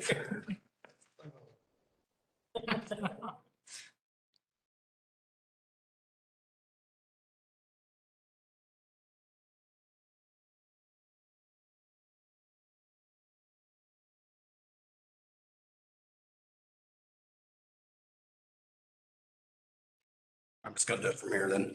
All right. So anyways, some of the updates, we did our quarterly risk management review. I did participate in the NRECA annual meeting. A lot of things to share from a broadband standpoint there. Some things that came up through conversation. So I got some things to add on that. Continued progress on the meter pool project. We put a lot of work into how that's going to look. You guys saw the rules and reg changes that we think get us to where we have a strategy. Meter technician hire, we plan to have on-site interviews. So we did phone interviews. We've put them through test. They'll do on-site interviews the first week of April. And then our staking tech hire, we wanted to kind of stagger that because it's the same resource doing the interviews. So the staking tech, we plan to have posted first or second week of April. So I want to give some updates on some actual projects that we have. So I'm going to go through these. Stop me if you have questions. So priority 3 is the IT disaster recovery plan. So that's Sam under Crystal working on that. We've replicated our critical servers to the cloud. They're working on testing a failover plan this week. We've implemented 2-factor authentication through our VPN connections. We're going to be rolling out 2-factor for the Microsoft 365. That will affect the board at some point. Sam will be working with you when we get there. So we've made some pretty good strides on our IT disaster recovery. Next is priority 4, which is the meter pole replacement. We have a draft of the R&Rs that we'll be looking at tonight. We've worked with legal on those R&Rs and then also creating a transfer of ownership document. And then I have had some conversations with legal and with a potential contractor as far as what that would look like. And I'm not ready for that one, but I will bring that to you all, what the costs look like, because that was kind of the agreement that I'd bring back and say, hey, here's what it would cost us to have a supplemental resource kind of working on this meter pool project. I got a question on it. I brought to me today by a member, and I'm gonna make sure I'm telling the right thing, is that the REMC owns the meter. We own the meter and the pole today. Yes. To the meter, and then after the meter is the person. Okay, I was just clarifying that because I told him I'm sure about this, but I'm just making sure. You're right. So anything else on meter pool? Pole replacement program, which is our priority 5. So prior to the 2021, we had the 43. There was 5 left as of last week when I updated this. On the 2020 rejections, that's the 153. Those are being designed by DNT at this point. The spare transformers, priority number 6. Matt was a big part in getting that one off and going. We've got all of our single phase transformers that we wanted to get purchased. They're on order. And then 3-phase, they're in process of ordering those now. I think we are going to run into some problems with some 3-phase where we're not going to be able to get in what we thought we'd be able to get in this year. So we're going to have to work with other co-ops if we happen to get into a bind. Oh, do you have anything else to add to that? One of the suppliers told us that they wouldn't even sell them to us because they've got so many people in front of us that we just come back a years. Okay, question. This is my ignorance. Are these still some of the same transformers we were talking about last fall? No. Okay. This is the stuff in the budget. The new list. Yeah, Okay. So all the single phase have been ordered and they'll trickle in over probably the remainder of this year and into early next year. The 3-phase, we are hopeful that we have one of our vendors is hopeful that he can get us if we have a problem, we feel like we can get what we have to. Good enough. So this is the budgetary stuff that we said, hey, we're going to have a hard time getting this stuff. The cost is only going to go up. Go order these. Next is the construction work plan projects. So I'm going to kind of go through these in order here. So the reconductor of the G1 AMP is working on construction. At this point, most likely will be done here in the next week or so. That one, we just found out about that creek crossing. Yep. So we have a little bit more dealing with IDEM and DNR to determine what permitting we actually need on that. But yes, they're basically waiting on us to go ahead to tie in the underground. Yep. And so I'm not going to go through each of these, but basically the idea is that we have ordered materials for all of our construction work plan projects minus the HDCSR and copper wire one. That one, we're still determining on what projects we're going to put into that bucket. But we have got everything on order and we're kind of working in the design phase for most of those.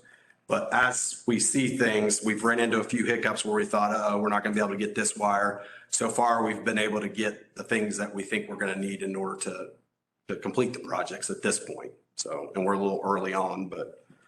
I will say we did, I did review today the couple of projects that are going to go out for bid. We have a couple of revisions on the bid paper, so that is moving forward as well. Broadband, so I'm working with you guys. I'm trying to get a date on that. NRTC is ready. We've got the model kind of working. We just got to come up with a date. Number 9 is our cost of service study project. So Matt's been working with Catalyst. I'll let you give the update. I think he's got everything he needs to do the revenue requirements. The only thing I owe him yet is the street lights and security lights. And Crystal helped me last week figure out kind of how I put that thing completely together. So that's, and when I talked to him the 1st of March, he said we're ahead of everybody else so far. So hopefully we can stay ahead of everybody else. And then we added 2 new projects, which we'll talk about the URT stuff here in a little bit. Questions on projects? Number 15. Who are the committee members for the operation building design? I don't know the names off the top of my head. I'd have to give it a pat. Is there anyone in this room? No, not at this point. So remember, what walls we're doing right now is going to go out, visit some co-ops, try to put together a list of needs. We figured we'd probably pull in some others on that, Jason, once we got to the point of like, okay, here's what we think we need to do. And once we start working with an architect, because if you remember during the budget cycle, we said, bring us, a couple different architectural bids, and then we'll give you guys the money to go for it. So that's kind of when we thought we'd get you all involved. Right now, if I remember right, there's two or three linemen, Pat, Brian, I think Eric. Eric, and I don't know who else. Is this also where the true-up schedule is? Where's the true-up schedule? On this metrics? Yeah. Which one is 421? 421. My 421. I want to know which one it is, so I know what my date is. Oh. I don't care if they know which one it is. I'd have to go in and look, Jason. We can do that another time. I don't put names on there just because. I know. I just wanted to know. I'll do that later. Any other questions? On projects anyway.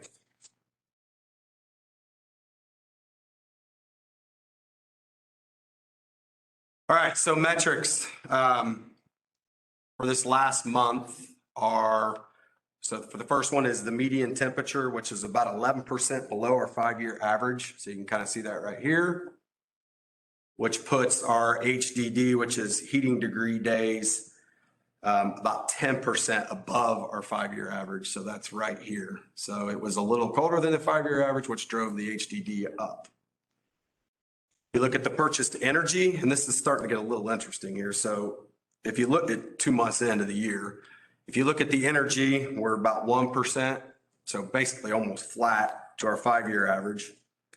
And then our demand is darn near on it too. So remember that, right? So demand and energy are pretty much on our 5-year average or not too far off. But then we get into our sales. So this was last month. So overall, below budget 2.8. This month we've dropped to minus 4.41. So we dropped quite a bit in January, February from our actual budget. You look at where, so this is residential. Residential was down almost 6%. Commercial was down almost 13%. Industrial down and IPT down. So again, it was a lot colder. HDD was higher. You would expect these to be much larger or closer to budget, which you'll see here in a minute when we go through the financials. Our gross margins are off a little bit starting out it's hard to make any drastic moves coming into the second month of the year, but our gross margins are off a bit. So then we go over to operations and the outages here. Really been pretty smooth, other than we had on March 7th, we had that storm. We had a couple outages. It did spike our TMAD, not too bad, but it was a blip. Lost consumer hours, you can tell right here, pretty much in line, but you see the number of outages went up. So that's probably what caused that spike is the number of outages were up, but the lost consumer hours were pretty normal. And if you look at causes, trees was the big one here. That's from primarily that 1-day storm that we got March 7th, I think it was. And our 30-day continues to be way lower, and I think we can contribute this to prepay a lot, right, Crystal? We're way lower than where we normally are at this point in time. Then I'm gonna let Matt take over from a financial standpoint. And we don't have very many slides for this, as we discussed last month. We'll get big. So as Brett said, our sales are down, our power cost is down with it, and our gross margin is a hair under. More or less, when we budgeted, we figured the economy would recover and people would start getting supplies, and it's gone even worse. So we're not selling as much power to the industrials because they're not running as hard as when we budgeted. So the supply chain stuff is going to probably continue longer than we expected. I think we'll probably be under for most of the year at this point. But I mean, typically, this is starting to be a little alarming, right? I mean, the power cost does follow it. So we hope that gross margin stays in. I mean, it came closer obviously this month, but. So as long as everybody fires everything up every month, we'll be fine. Or we get a hot summer. And then controllable expenses, in general, we're following along. The maintenance is down because January didn't have a lot of right of way. It was pretty close in February. Everything else, though, is pretty low. Pretty much 95% of that difference is right away, January, which didn't really. And I'm not going to go ask them for bills. I'll keep our money as long as we can. That's it.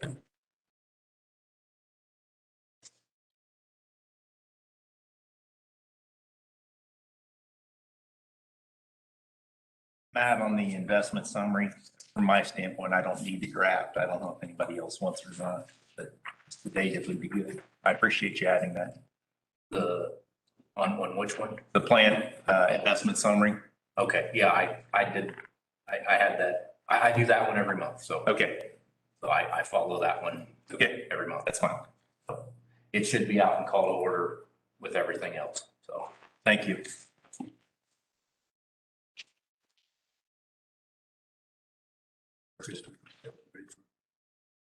You ready, Crystal? Yep.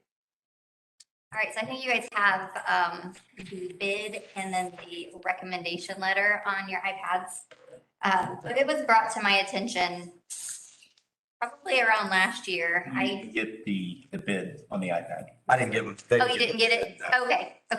We can get it though. I can tell you what it is. Wasn't it $145? It is. It's yeah. in here, but the actual bid, I didn't. Actual bid's 38,000. 200. $36,250 if you take 145 times the number of meters. Yep. So don't butter. Correct. So the reason that this came up was when I participated in the MSR HEATS program, now been like 2.5 years ago because of COVID, it took us a little longer to complete. But this was one of the topics when we were covering metering was, does your co-op do CT meter testing? And how frequently are you doing it?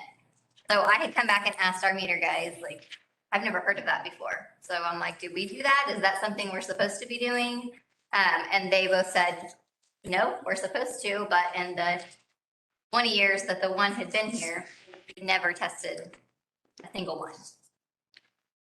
Okay, well, in my conversation with the guy from Hoosier, like that's a huge opportunity of revenue loss. Because when you're putting the CTs out there, you're basically bringing that ratio down in the current. So the way they were explaining it to me is if you have a 200 to 5, it takes 200 amps to break it down to 5 so that it can go through that meter properly. And that's what the ratio is. So if we're not testing those over time, that is going to lose that ratio and it's going to either go high or it's going to go low. And so as it's taking hits and the transformer's heating up and cooling down, just over time, that ratio can sway. And if we're not testing these, then we could potentially, and we probably are, billing people incorrectly.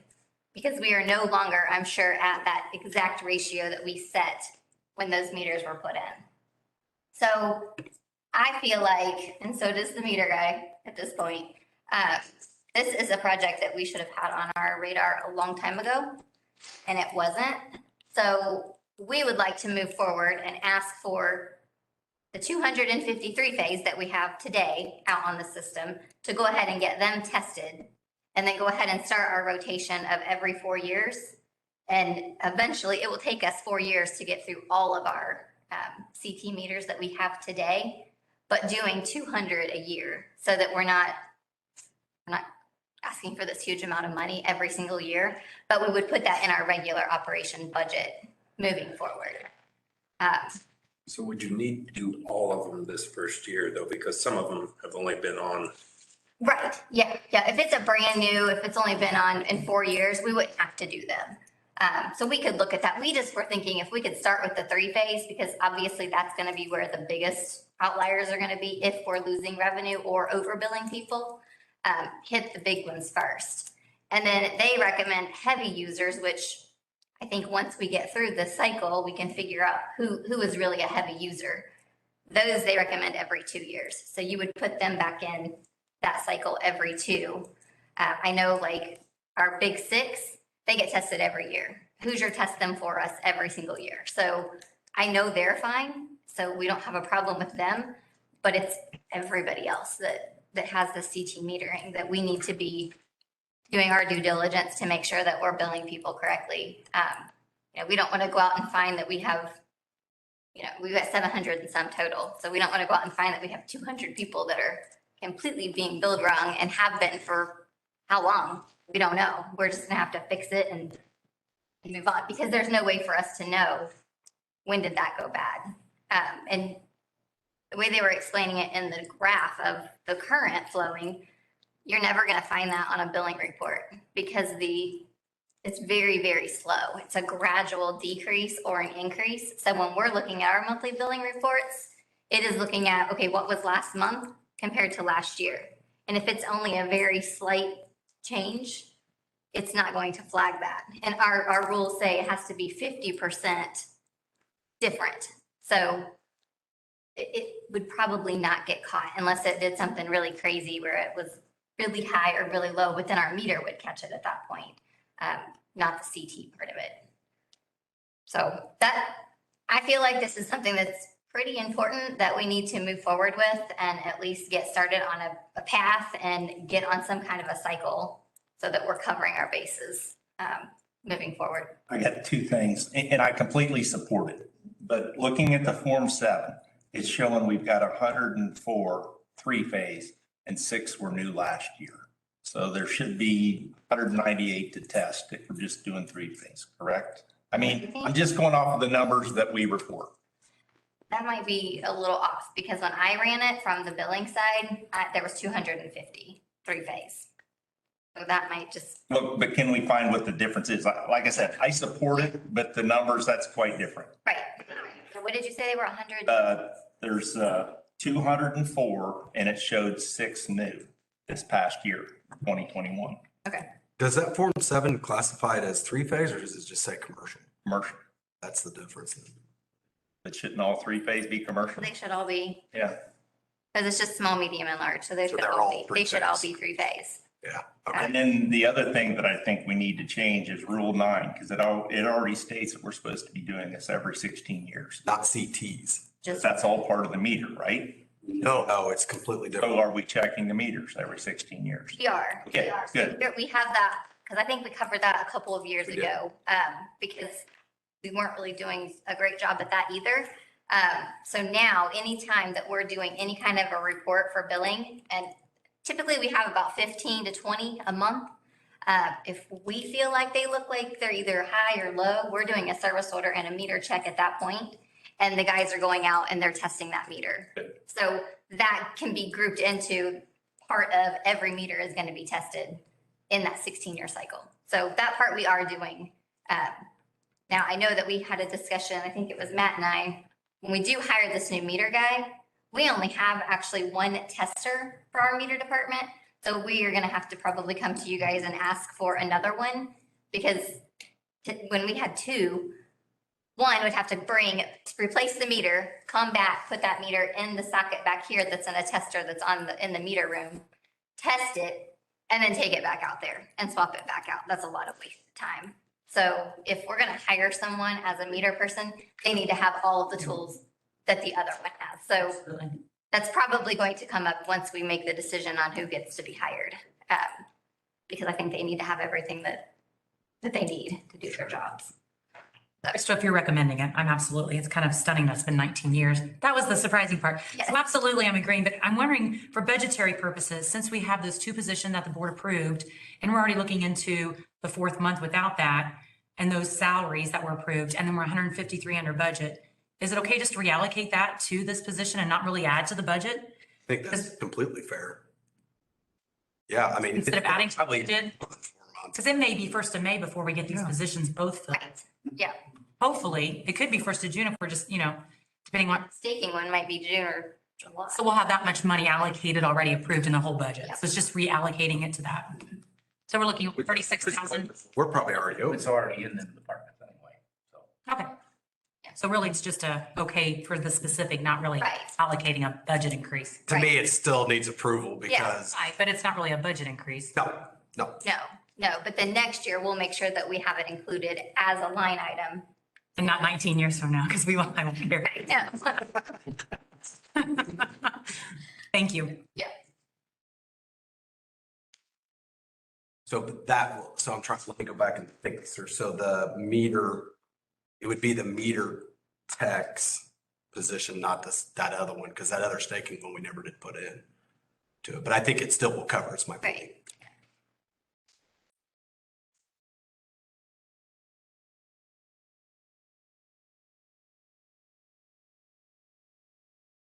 No, we Yeah. we do, but I would just state it as reallocation of the staking. Second. So we have a first and a second. Any additional discussion? All in favor, say aye. Aye. Opposed, same. Thank you, Chris. Thank you. Yeah.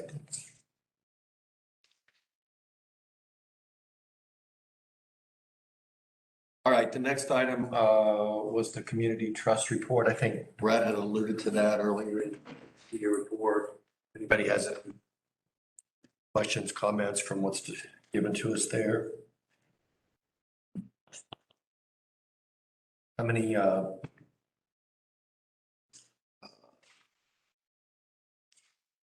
requests did we have? I don't know. I don't get real involved in this. That's fine. I can find out. That's fine. I was just curious. Let's say we'll go on to the next item then, the power requirement study. So the power requirement study, just so y'all kind of know, it is something that we do on a periodic basis. It's actually usually that helps us do it. They come in, they interview us. We usually go out and we'll talk to our industrials. And they use some modeling software to basically come up with what they think are requirements that are, so. Quite honestly, it's pretty boilerplate, but it is something that does require board approval, so that's why I'm bringing it to you. And there are two. So without disclosing confidential information, there are two that are out there. One is with the project, one is without. The reason we had them do it two ways is because it completely changes the look of that, obviously.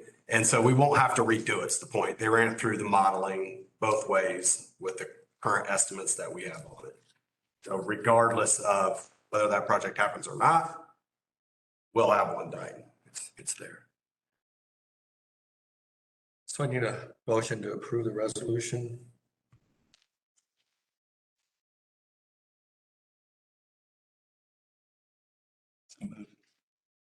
First, I'll second. second, Suzanne. Does anyone have any additional discussion? Questions? All in favor, say aye. Aye. Opposed, same. Okay. Next item, the nominating committee candidates. We have Jeff and Suzanne to bring forward your nominees. For my candidates, I have Kathy Veersman and Jerry Klosser. One of mine is in attendance tonight, Okay, Litzlitzbach, and the other is, well, yeah, I don't know if you're the it's first name. got Limmer, but if you look in the, on the list, it's Daniel S. Who's this guy? So.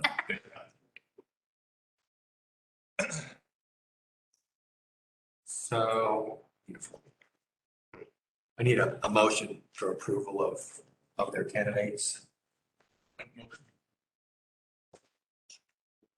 Need a second? Clay. All in favor, say aye. Aye. Opposed, same. You guys mind filling these out? Got it. You guys, so you can just leave them.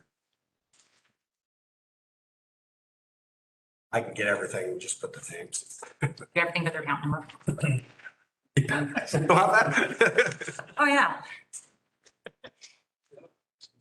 All right, so I wanted to discuss a little bit more about the board governance initiative regarding the board assessment.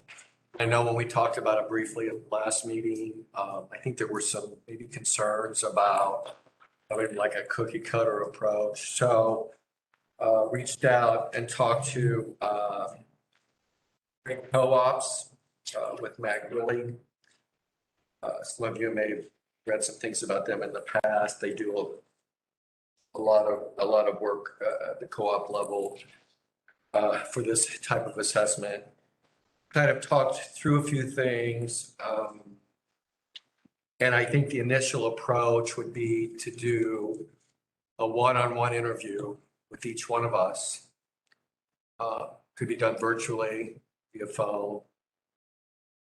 I suppose they could even come here, but I'm sure the cost would be greater than what was given to us.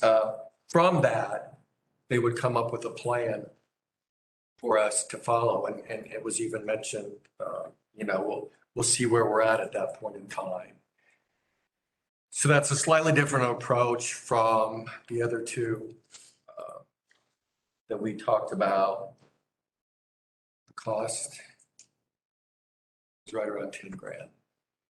I don't know that we need to make a decision today, but not, And yes. But I'll say, I think we need to do something. So now you have three, right? I have three, So give me the range. 4 4. to anywhere from 7 to 11, which was still a cookie cutter approach, and then this. But this is just what the one-on-one interview will be, and everybody will get the same questions. Approximately 45 minutes per person, 45 minutes to an hour. And then they'll make recommendations based upon the information that they get from all of us, but there could be additional work after that. Could be. The cost could potentially go higher. For $10,000, they want to call each board member in approximately 45 minutes to an hour for 8 board members. So $10,000 for 8 hours. Well, but they're going to then Provide us with an assessment after. with the assessment and analysis from that. That's correct. Just want to make sure I heard that correctly. I get you, but when we did, we talked to this company and this one truly is not a cutter. I think some of the other ones are. It's something that I want each one of you to consider. I mean, I think we need to, as I said, go forward with something. There also potentially is a local person that I can contact. I'm not so sure. I need to make the phone call first before I see if they would consider doing something like this, but I'm not so sure what background they even have with co-ops. So I don't want this to just come completely stale.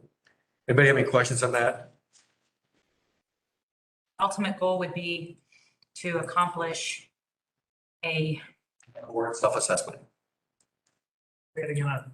A board self-assessment. We talked about this, at the strategic event and part of the rest of, doing an individual basis. pardon me? The new one, the 10,000 is more an individual basis and then consolidating them and giving us. It's kind of feedback on- consolidating though into one, basically. This is the board.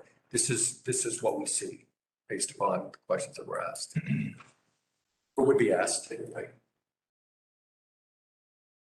Whereas I think the other two approaches were very much, we give you a survey of 100 questions and The other ones are good cookie cutters. it. So, and I think that was your point before, Suzanne, so. Something to ponder. I'll reach out to, as I said, the local person potentially, and then I hope that we can decision. All right. Let's go on to the utility receipt tax update, Brett. So this is good news, right? Not very often does the state or government give us a tax repeal. So late session, IEC helped us pass, basically IEC passed through they're basically repealed this tax. So it was a tax that was put on a long time ago. It's basically 1.4% of revenue. So of every revenue component. So if you take energy charge, demand charge, and then the fixed cost service charge, it's 1.4% of those 3 revenues on 3 billing components. So we've got to figure out a way. So there's 2 requirements. One, you have to let the members know that the state wants credit for repealing this tax. So they want us to make sure that we let our members know that. So our plan is basically going to be, we're going to put it in the magazine, we're going to do a bill print, and it'll be possibly a line item on the bill that says this is a tax repeal credit, essentially. Here's the tricky part. This is baked into our rates. So the 1.4% is in rates at each of the components within a rate. So it's not like it can be a right. Well, you could do it this way, but it wouldn't be that fair where you just did a rider and it's basically a power tracker sort of that you flow back through as a credit. Because then higher users are going to get more credit, lower users are going to get less credit. It's not the fair way of doing it. So Crystal is working through NISC to see if our billing system can do it automatically. So essentially what it's going to do is it's going to take billing component for demand, multiply it by 1.4%, gives you a dollar amount. Billing component for energy, same thing, and then customer charge, same thing. It'll add those up, and on the bill, it will say utility receipt tax credit, and then you'll get like $2, $3, whatever it is. So essentially, this is a big deal. I mean, it's real money. So if you look at our average, and the way this tax works is we collect it from our members through rate base or through rates. And then we quarterly file taxes with the state, so we pay it out.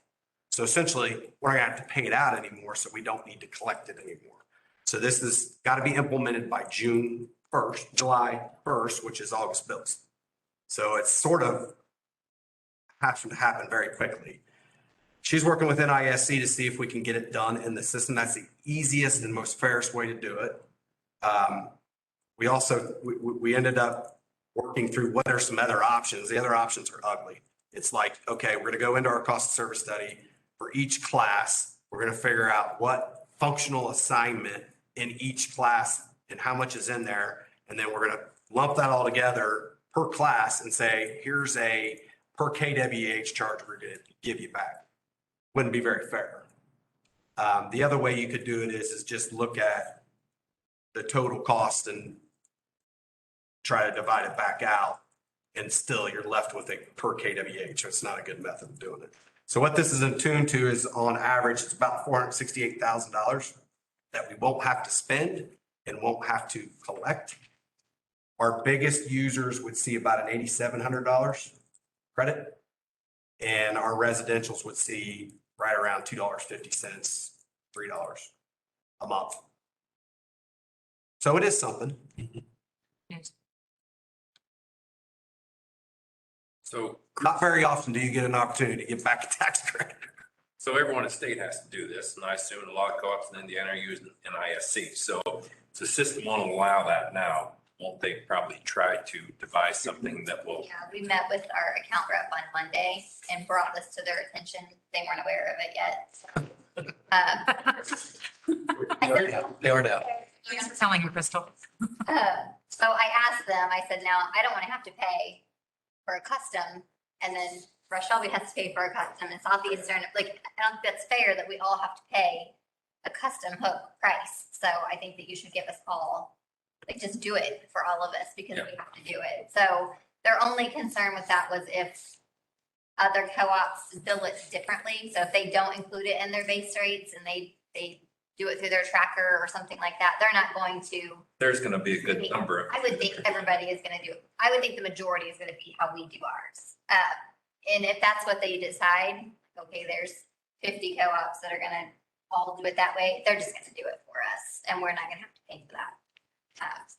So hopefully, fingers crossed, that's what happens. So you'll be seeing this in the magazine, be bill prints. August billing will be the first one. The first one. Yeah. I should have put this as the cool news. It's good news. It will only be until we change the rates April of 23. Correct. Because at that point, We'll just take it out. It'll be incorporated. It'll be incorporated. with the cost of service. So, yeah, about 8 months or something. Yeah, so I said we have to be very clear when we communicate that it's not gonna be a forever credit, because people will just get used to seeing it and then it'll go away, and then we'll be bombarded with questions. $3. All right, that sounds good. Got a few policy. Yeah, so I can go through these. As you guys know, we have these in a system now, and they periodically pop up for your review, or for my review, and we review them and then propose any changes to them. These are just happen to be the ones that came up. So the first one is directors, electronic communication. Myself and my team did not see any changes to this. So essentially whatever change we're making is we're just putting reviewed March 24th, 2022. I would like to get a much more reliable communication tool than this iPad.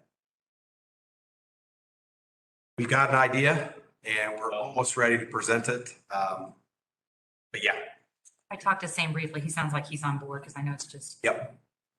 Hopefully. So can we wait and do this once we got our new system? I don't think it impacts this, definitely. And I guess we can come back and revisit it. I mean, I don't know. It says tablet, doesn't say iPad, so it's probably applicable to both.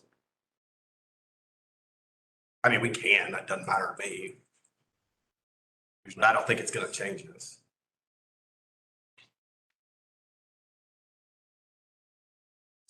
We've got a few different. Question. Is the new tool gonna have a keyboard that we can type in on? There's a couple different options. The new tool could be you guys use your own computers. You just log into the web. Something window-based. That would be so much more simpler. Much simpler. So that's an option. Another option would be like a laptop. That would be So to answer your question, yes. Because I want to be able to print and scan. Yep.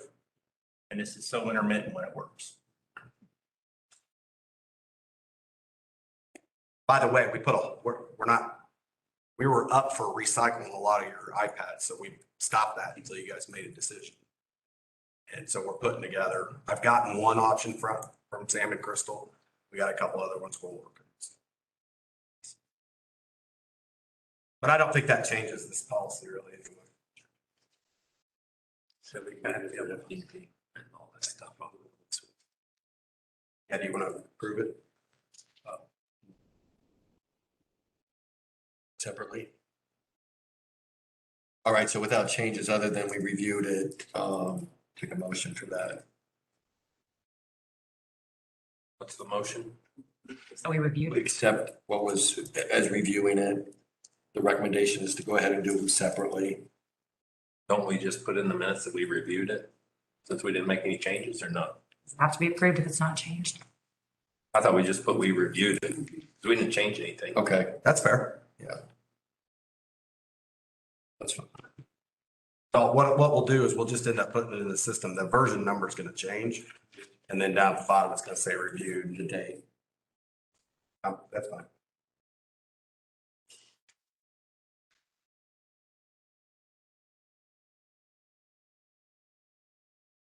The second one is the use of computers, electronic mail, phone system, blah, blah, blah. Most of this stuff was just to get updated to current laws and kind of what it used to say to go, if you got a piece of mail that was blah, blah, blah, that we wanted you to delete it right away. We don't, because that's sort of the evidence we need. So Jeannie wanted to change that in 3 and 5. And then we added in here 10, if an employee receives a malware, that's just a piece of information that when this thing was reviewed last, probably didn't exist. So back to C1, we're taking out gambling. So gambling's permissible now on company computers since we're removing gambling. Oh, You can now gamble? DraftKings are ready to go or? I just find that, So why that got brought up is because gambling in Indiana is now legal. but on but on REMC devices? It's your guys' call. I would not want gambling on my employees' computers. This was just following. Unless they're really lucky, you're gonna split the winnings with. We could put in there, split the winnings with the directors equally, then you can. Then you can do it. Then you can. I think the gambling probably should be left in, personal That's fair. opinion. Gambling laws changed, and so whenever the laws change, we try to update these.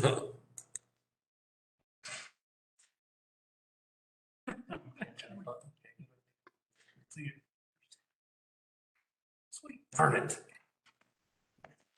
Been all day on my computer. This is a dumb question, but the network administrator is Sam then?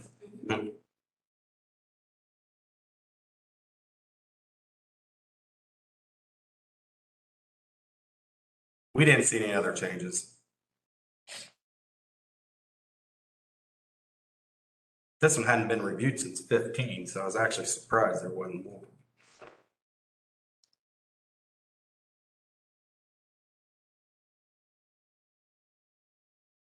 Let's go ahead and approve this one separately.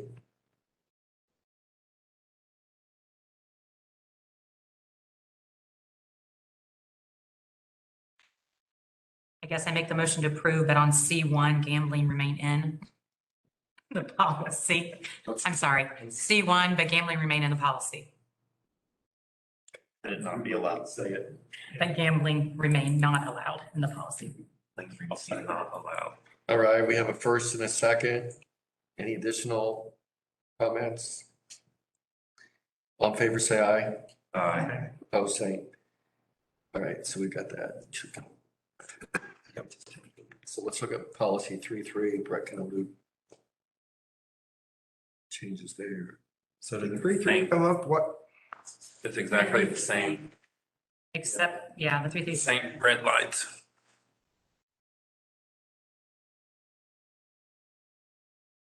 Right. right, if you give me a second, I'll load it. Unless you guys want me to just put that on next month. 3-3, since you didn't get to review it. It's on here Yeah, we have it. with red lines. But it's the same as the one before. There's no red lines though. It's the same red lines as the policy above. Oh, and it shows the same policy. That's what I, What you were I looking called Steve about that today. I did not see. I did not notice. Yeah, Yeah, that was brought to my attention. so let's, We'll just put it on next month because you haven't even seen the changes. right. I didn't. Nobody told me that.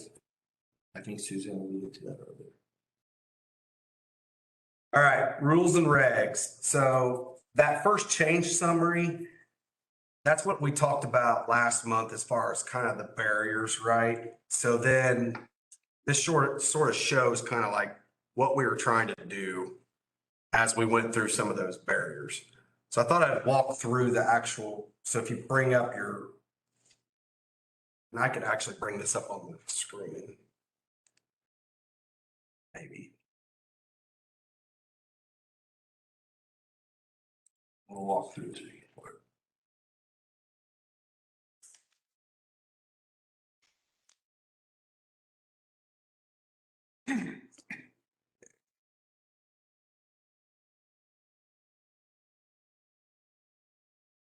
All right, so this section here, we're basically updating to say that meters that are installed, rearranged, or relocated after that April 1st date, and I don't know where we came up with April 1st, it just needed to start at some point, shall be placed on the meter pedestal or a permanent structure. So a permanent structure would be like a house or a barn, and shall be constructed, owned, and maintained by the member, except when the RMC determines in its sole discretion that the meter must be placed on a meter pole. In such case, the meter pole shall be owned and maintained by the member. So again, what this is trying to do is say, we want to separate your equipment from our equipment. Best case scenario is we're going to get this on a meter pedestal, right? Or on your house, one of the two. So we got a bad meter pole. We're either going to get it moved to the house or on a pedestal. But you guys saw the scenarios last month. There are going to be scenarios where that's not going to work, right? So at that point, it's our discretion to be able to say, okay, you know what? There's nothing else we can do besides replace that meter pole that's there. And at that point, we're going to do that transfer of ownership that we kind of talked about last month. So that's the first part. Is that on our iPad? Should be, yeah. Yes.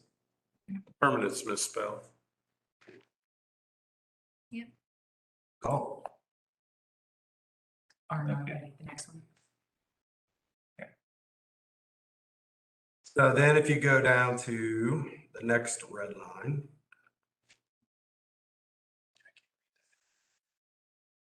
So by the way, when we were reviewing these, we found out there were some places that prepaid account.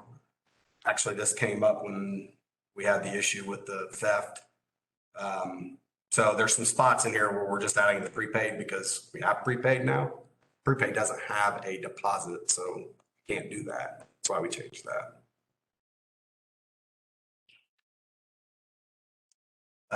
In C, D, and E, all those are just adding that prepay in there. Again, that was all just based upon while we were making these changes for the meter pole, we had reviewed it and saw that it needed to be updated for the prepaid program. So then we get down to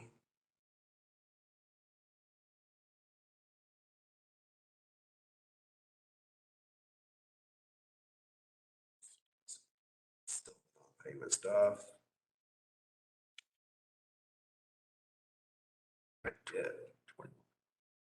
21. So this is where monitoring instruments, we added member-owned switching equipment. So this has to do with the pull top switch that we all talked. So beginning April 1st, 2022, REMC will not allow pull top switching equipment on REMC-owned poles. Members that desire to own and operate switching equipment to shut off power to certain services on the member side of the breaker may purchase a transfer switch from Decatur County REMC for a nominal fee. Member owner transfer switches shall be installed on meter pedestal or permanent structures, house or barn, by member at member's cost. So again, that covered that whole pull top switch stuff. And we're saying April 1st, but we know we're going to be focusing on these rejected meter pulls, right? So we're not going to be worried about anything but those rejected meter pulls at this point. So my point is we're not going to be forcing people that don't have a rejected meter pull with a pull top switch to do anything until we get to that point, right? As I read through these a lot, it just seems to me like the member is supposed to do all the changing more than, I mean, just in my opinion, that the member does most of the changing and not the RMC. You're putting a lot of, telling a member what he has to do instead of giving him an option or something. Yeah, maybe there should be a statement in there saying that we will work with the member to change a meter pole to a stand or whatever needs to be done. Well, in theory, that's what we will be doing, but when it comes down to a legal standpoint, you have to have something in the rules and regs to have a stance on. That's why it's worded the way it is. But in reality, when we go out and do this, we're going to go through the system that we kind of talked to you guys about last month, which is to try to get these. And I mean, who knows, out of the 500 meter poles, I don't know what it is, but it's probably around that many. Half of them may pleasantly change that setup. We really don't know. But if we put in here, we will work with you to get yours changed. And the first one we come against where they won't, what do you do? Start with the carrot and this is the stick at the end of it. Yeah, this is the legal backing if we need it. So then in rule 23 and 24, the comment there was this isn't rules and regs stuff. It needs to be scrapped out and put into a policy, essentially. As is. Yeah, it would just be a copy and paste out of here. Yep. Rules and regs are supposed to be for, it's your contract with the members. And then I think that's it, right? So there was an accessibility by bucket truck up there. I just saw it. I'm assuming that when this is all designed and said contractor goes out and tries to work with them to get their pedestal put in, that all still applies. Correct. Because that likely won't be the shortest distance for the member to run their underground. Correct. More money.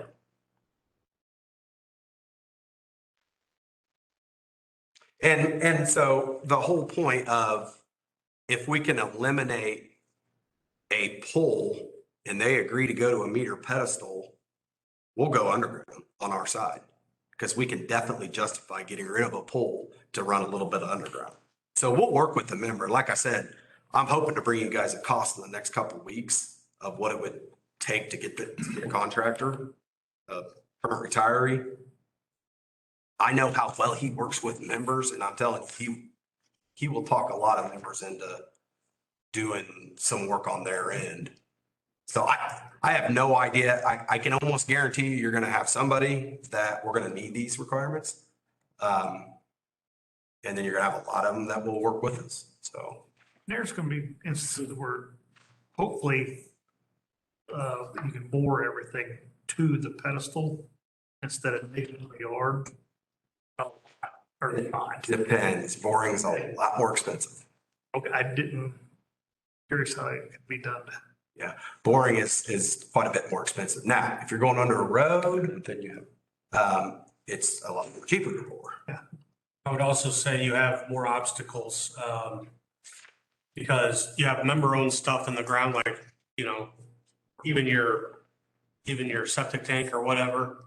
If we don't know where that's at, we call 811, they're not locating that, the person that. So anything that's member-owned stuff and that's not marked, we could easily break. We won't bore unless it's something that we got to get under. Okay. No, that's a good question.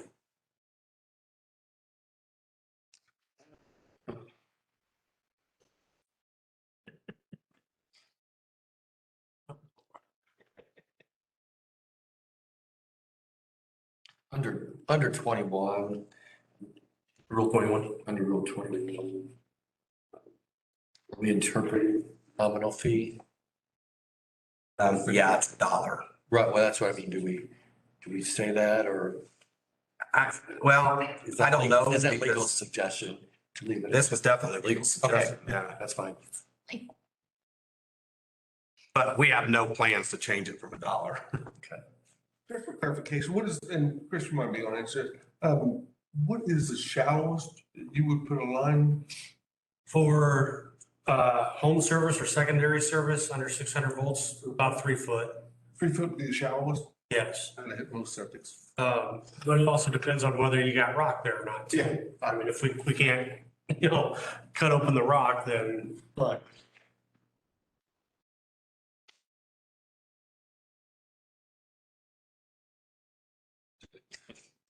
Yeah.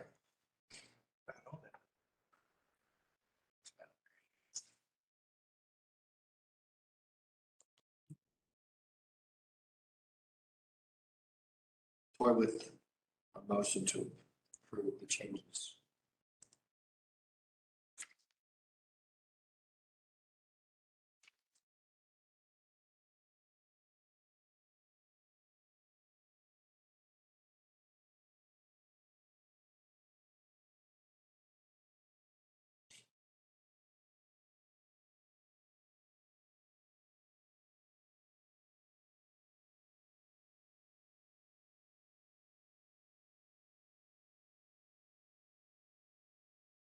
So we have a first, Dale.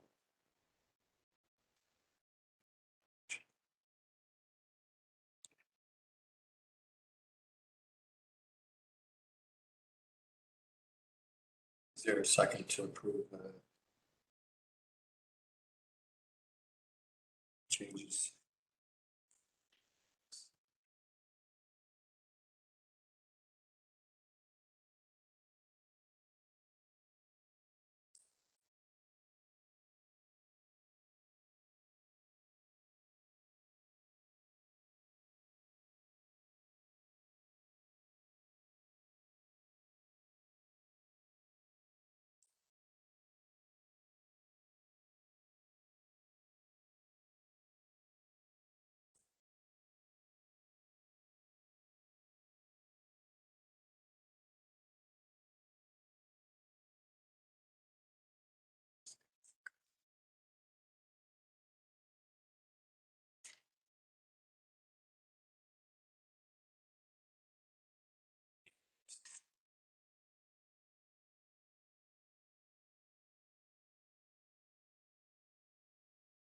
Jason, did you have a question?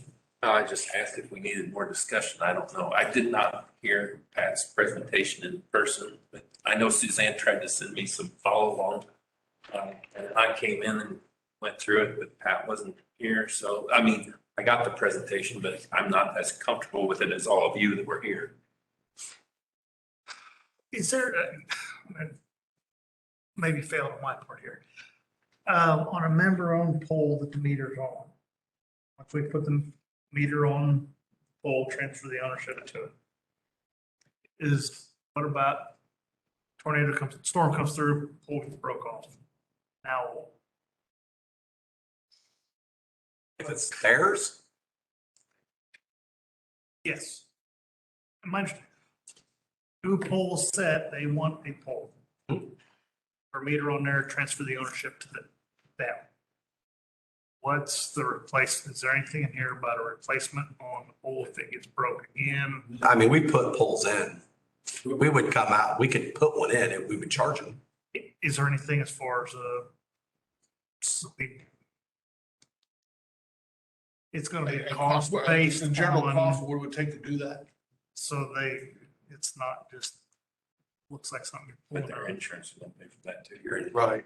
Okay. That's gonna be on your, Here's kind of the- that's gonna be on your insurance. Here's the way I look at it though, too. If you put it on a meter pedestal, wind blows it over. I never. Same thing. thought that. I'm. Yeah, your I'm insurance, short with crap. your Like insurance it falls could through the cover road. that. I mean, But, yeah, I got you. Never mind. And maybe I'm just misunderstanding. But are all the existing meter poles without switch gear on them grandfathered? No. So our plan is, once that is rejected, we're going to go out and enforce these rules. See, then I don't support this then. I think any place that has a meter pole, and if they want to keep it and it's just our meter on it, I think that should be grandfathered. It's rejected, Yeah. It's an REMC pole.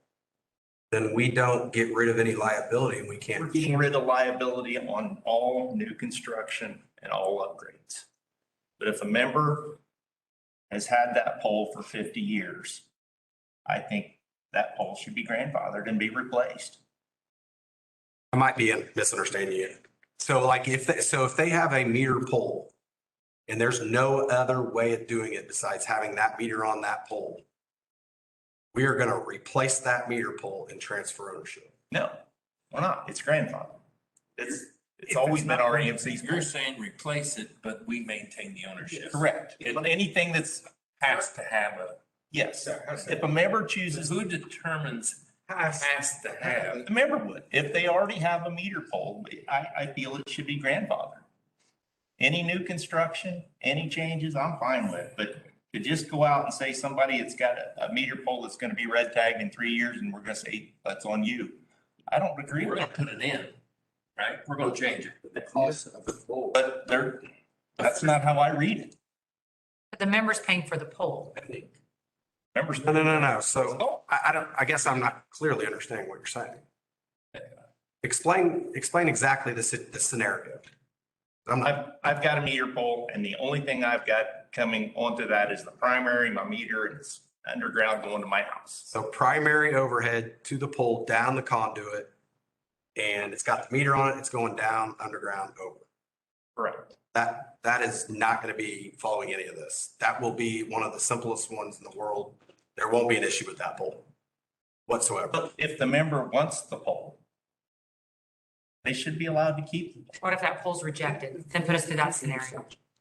My point is on that scenario, That poll's we rejected. go in, we take off their stuff, we put a pole in the ground, we stick our stuff back on, and we transfer ownership. So we paid to put the new pole in. The member doesn't pay. Correct. No, it's our pole at that point, It's our poll. and it's rejected. So I can't transfer ownership of a rejected pole. But after he replaces it at our expense, or Any existing pole that's out there now is what we're talking about. That's rejected. So we're not going to go proactively at this point. All we're going to do is say, if you have a rejected meter pole and you're not going to hire someone to get your stuff off, then those are the scenarios where we're going to need this. There's no way to. And I'm not arguing that, but I'm saying if it's just a straight meter pole and that's all that's on it is the meter with no additional material, and it was just replaced last year, we need to honor it for the next, Oh, if it was just replaced last year, we're only doing this to reject it. but it's gonna be rejected 20 years from now, or it could be rejected 3 years from now, or rejected next year. But if we transfer ownership, we're not testing it anymore. Is that safe? No. So I just want to think about this some more. his scenario, that's fine. It's just going to hold back the meter project. That's fine. So the scenario you're talking about is we are not going to go, as soon as we get this approved, we're not going to go out to these meter poles that are 2 or 3 years old. Alls we're focusing on is the 104 or 5. that are rejected. And then we got 11 more from last year, and we'll probably get 10 more the next year. So we're only focused on meter pools that are rejected With additional equipment on. with, There you go. I think that's the, that might be the difference in what we're talking Right, about. I'm 100% in supporting this if it's got switch gear on. I'm not if it's just got the meter on. Member owns the meter base. If that's no good anymore, we replace that. Pardon? The member owns the meter base. We Today. can meter base. Yeah, but we don't put it on. We don't own the meter socket. We own the meter itself. That's it. But we give them the meter base. So I guess where I'm saying, I still want the existing poles grandfathered. This focus was to get on poles that had additional equipment on them. I'm not following your does grandfather. it state in here the rejected part? Am I missing that? No, Legal was saying you need to put a date on it, and from that date on, you guys can decide. So this doesn't basically specify it's rejected meter poles anywhere, right? Because I didn't find it. No, I mean, we've got enough rejected meter poles to keep us busy for probably a couple of years once we get this approved. So non-rejected are. That is not going to They be, still could comply, they still could be applicable for this, but not realistically. But it still could, because it doesn't say we could rejected, throw in there like, rejected. maybe like a grandfather upon rejection or something like that. I think somewhere needs. I mean, the intent of this was never to go and proactively, a 2-year-old meter pole. No, but it just says on here, Gator County RMC will get out of the meter pole business. Yeah, I think moving it's forward. an option. So how do you tell one member that they've got to move their stuff off at their expense and another member that they? Because they have additional equipment on that. Have additional equipment on. That's what This drove would be this a whole pole that has issue. electric come down to the meter, and from the meter, it goes out. So you're gonna have to line that all out in this. Yes. That, No, you will. and that conduit is owned by the member, Okay. right? So we're gonna move some of the member stuff and not others. Yeah, that'd be. I guess my issue is the rejected version of it. I mean, I know realistically, you're not going to go out and just start changing poles of this. That's why legal came up with this verbiage was, I mean, I'm telling you, we're not going to go. We're not going to go to things that aren't rejected poles. I don't have resources to do that. But shouldn't it stayed in there? Maybe, am I thinking too hard on, shouldn't it stayed in there? It should be, poles that have been already notified that are rejected by the RFC. What if a year from now, we get all the rejected ones done and you guys are like, go start working on some of the Go others? start rejecting more? I guess that's where I'm trying to figure out. A standard operating procedure, maybe? I mean, we can do that. I guess I'm just telling you my word that we are not focused in on past stuff.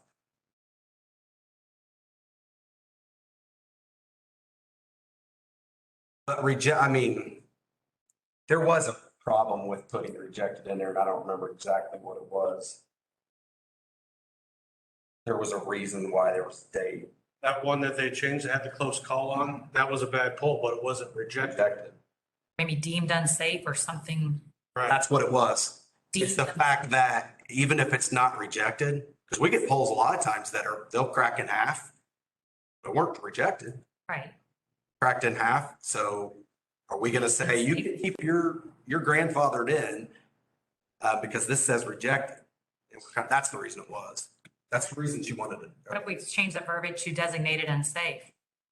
Today they could be okay, a storm comes through tomorrow, it's the top force off of it, it's considered unsafe. Yeah. Would that blanket more than just rejected? Because like you said, they could be safe today and not next week. Okay, what about someone that has a meter pole and I'm going to put a house there, so I want you to relocate it? You want them to relocate an actual meter pole? We want to get out of the meter pole business. Don't you think if it's deemed unsafe, that would take care of it? It's not deemed unsafe, so they would have to. No, what I'm saying is that meter pole's 3 years old, but it's where they want to build a house. It's right on top where they want to build. So they call us and say, hey, we need you guys to relocate this. It's not deemed bad. It's basically almost new, but we got to move that pole. Do we want them to relocate that to a location where it's still a meter pole with their equipment on it? If they're paying for it, it's their choice. But that's where you would do the ownership transfer, right? So they would own that pole. And they would pay you to move it Move wherever it. they want. Right. But that, you can't grandfather that. I mean, essentially what we're trying to do is not have this problem anymore. I mean, this has been a decade old. This has been a very long problem. We got to get out of having a car that we are required to change the tires. And we got to get approval to change these tires. And then we find out we take off the tire and the struts are all bad. I can't put the tire on because the struts are all bad. That's the problem we have here. So until we separate the two, you never get out of this problem. We're always going to have rejected meter pools that we can't change. That is the whole basis behind this project.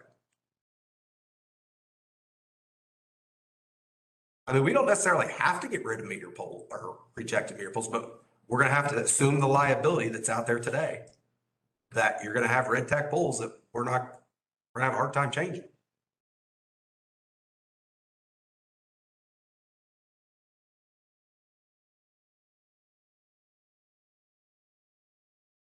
This project Pat and I have been working on for 2 years. There is no good answer on it. There are so many different scenarios out there.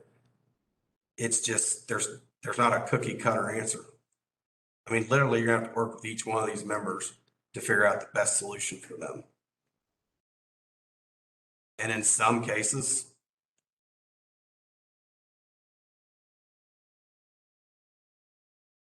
you're gonna have to transfer the ownership.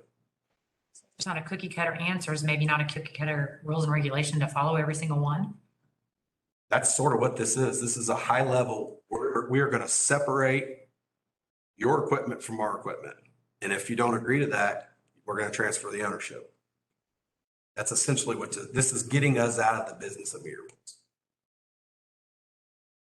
Essentially.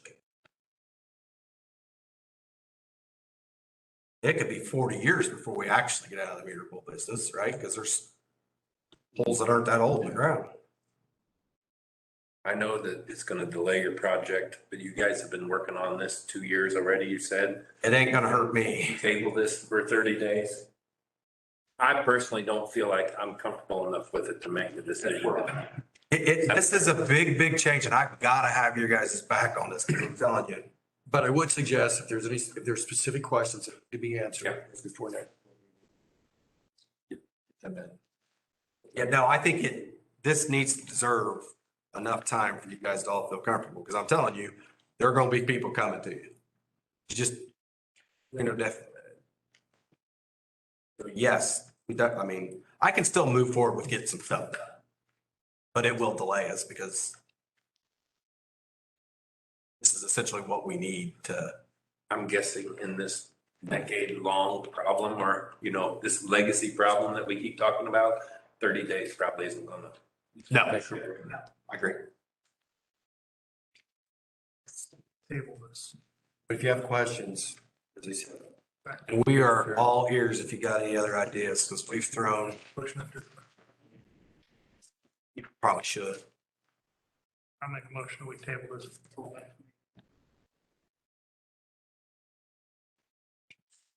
I think you probably should. You don't have to make that. I don't think we Never have. Okay, if we need to, okay. No, it should be documented in the minutes. Correct. We tabled it. Okay. Got that right. Demand. Second.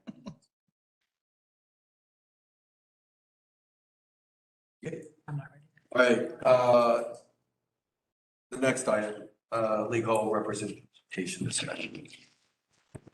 So, we left off from the last meeting. The goal was to attend a special meeting. That did not happen. Excuse me, there was some, sorry about that. Some questions that were asked along the way. But I will dedicate the rest of this time to talk about where we need to head, how we're going to go about getting there. And the question that I have at this point is truly, what problem is it that we're trying to solve?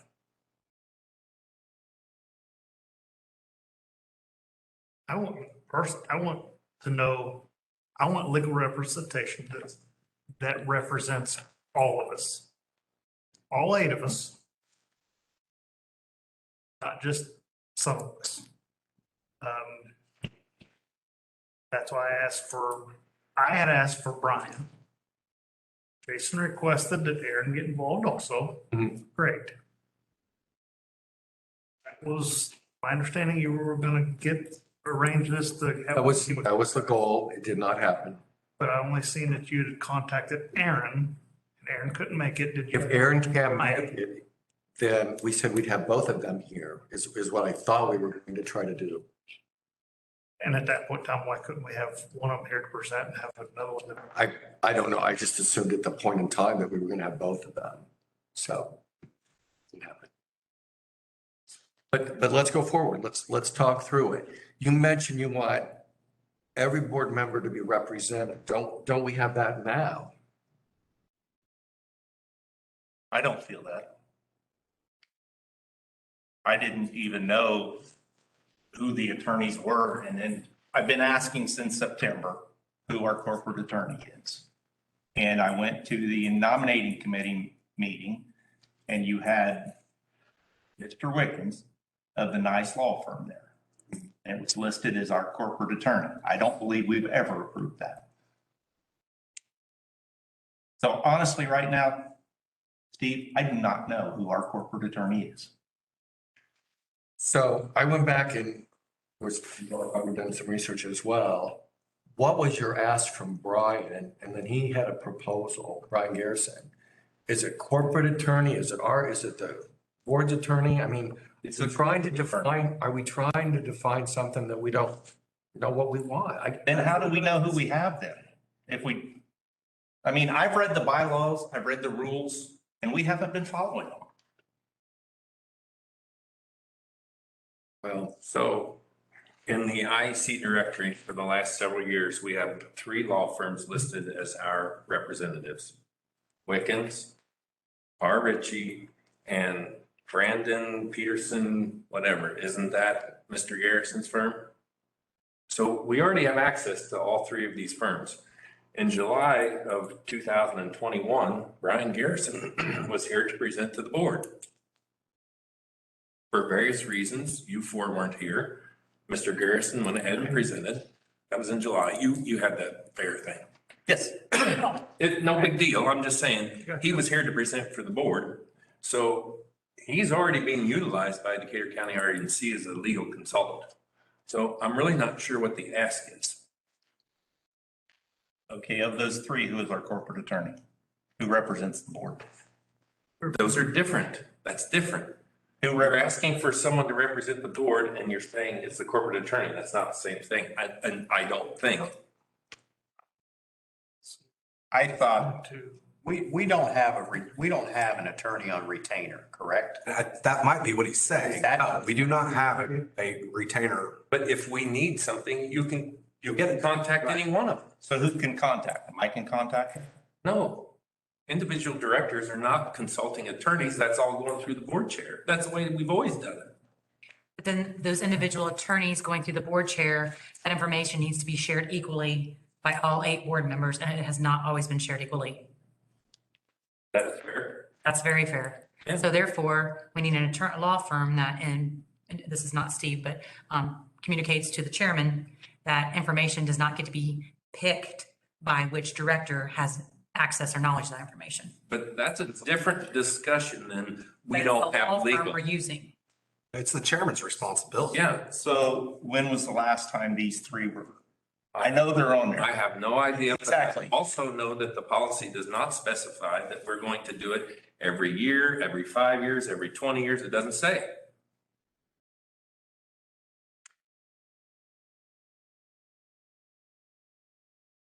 So I guess I'm not trying to argue about it. I'm just saying, we already have Mr. Garrison and his firm.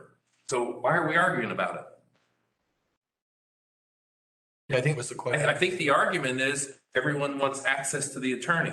Okay, fair. You do that through the chairman and then the chairman reports back.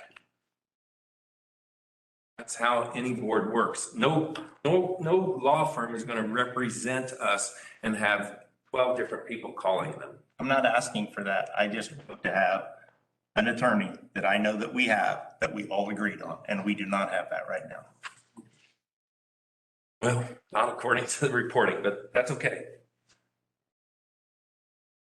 If you called Steve tomorrow and said, I want you to ask Brian Garrison about X, and he thinks that's, then. What if he doesn't think that's what should be asked, and he doesn't? Then maybe you should bring it to the board. Okay. Is it his discrepancy? I'm asking, how does it become his discrepancy of who? Because he's the chairman And if we don't like that answer, then we vote on it. I don't, we're trying to reinvent the wheel here and this has been dragging on forever. And I don't even really know what we're arguing about. We have legal representation. This board has not approved legal representation. I've been on it. That doesn't mean that it's legal. That doesn't mean we don't have it though. And I personally am not going to, if we're gonna vote for who it's gonna be, I am not gonna vote for someone who's almost double the hourly rate of the people that we're using now. But I think he was willing to come in and talk to us on what we wanted to do. And that was what I had to go back and ask. Hourly rate was very clearly laid out in that proposal. Then let's bring all three of them in and talk to them. For what? So I can feel comfortable with who our legal counsel is. Let's schedule a meeting to have the broadband feasibility presentation. That's really gonna do something for members instead of arguing about who you can call because you want legal representation. When's that meeting? Yeah. When's the meeting with NRTC? I was gonna talk about that before the end of the board meeting. We need to get that resolved.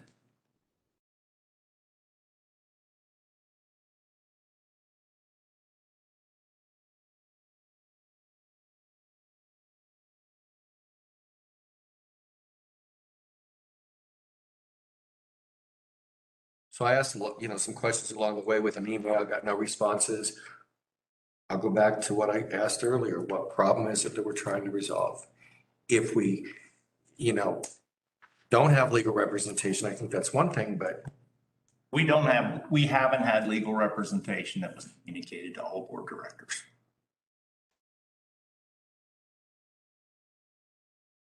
So the expenditures we make to them does not represent, I mean, that's. Carl had to go through an attorney just to get information that other directors had. That's a problem. I don't think we have an attorney that represents the members. That's what the corporate attorney is supposed to do, isn't it? Represent the members? Isn't that what, one of the meetings we had that, the lawyer said, that the lawyer said that any lawyer you get is supposed to represent the members. And then we really don't have representation as a board, but it's supposed to represent the members. At least that's what I got out of it. I sure hope that we can have representation as a board because there's probably gonna be a member that sues us. You guys just recorded that board member had to go get their separate attorney. He did. Information. Is that true? Does everybody agree with that? He did that. That needs to He be did. handled. He did go get an attorney. And he got the information then. That was given to all of us. Have the information? It was given to all of us. there was some of it that had already been given. That's a big issue. Yes, it is. It is.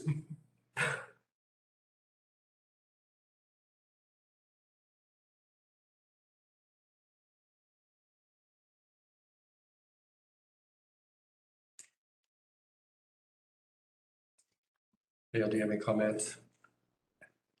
No, I'm just, again, I hear we don't have representation, but I guess I don't share that opinion. I agree with what Jeff's saying and the words I hear that we haven't voted on it, but I don't interpret that as not being legally represented. Why would you not want to? Why would we, Not do what, Clay? why would we not want to go through and get a presentation from the three that we got? Get the information we need to make sure everything, we understand what we expect of them, the fees that go along with this, instead of assuming what they are. Now, Brian has offered to, And then vote. Well, yeah, that's. Brian has offered to come in here and go through and whether you want to call it customize or personalize what we're wanting. And I don't think the board knows what they want. But, and Clay, I'm not opposed to having all three of them come in, but I guess then what happens? Are we going to pick one and say that we're not going to use the other two? I don't know what the purpose for that is. I'm not opposed to listening to Brian, Aaron, or the Nice group. That's fine, but what's the next step after that presentation? Do we then take a vote and say that we're using this firm for these issues, this firm for these issues? I don't, that's where I'm unclear. I'm not opposed to meeting with them. I just don't know what the next step is after that meeting. Maybe we'll all have a better understanding after that meeting and have a good discussion about it. Or is it a situation where a board member contacts the chairman and specifically says, I prefer not to use XYZ, I'd rather you use ABC? And all three of them, depending on the specialty or whatever's represented during that time. Kind of like most corporations and utility companies use, depending what the issue is. If it's a general policy change, they're going to use maybe someone local. If it's something, a harassment, I'm just throwing this out there, they're going to use in different, if a board member comes to a chairman and says, I prefer not to use Mr. Smith, I'd rather use Mr. Jones, example. Is that part of it too, maybe? Isn't that why you have the three? Isn't Garrison's law firm more HR? Wickens is more local stuff. Depends on. Karen's more utility specific. I I mean, mean, I sent a letter 2 days ago to a member on, we have no access to get to this property. The power's out. I don't know how we're gonna get to this place, right? We have rules and regs that say we have to ensure, we have to send a legal letter saying you need to ensure us access so that we can serve your location. Who do you want me to do? I mean, do I need to wait until you guys decide? I don't think it's you. I think we're talking the board. Operational. You've got whatever attorney you think is best. We're talking, And that's what we've always said.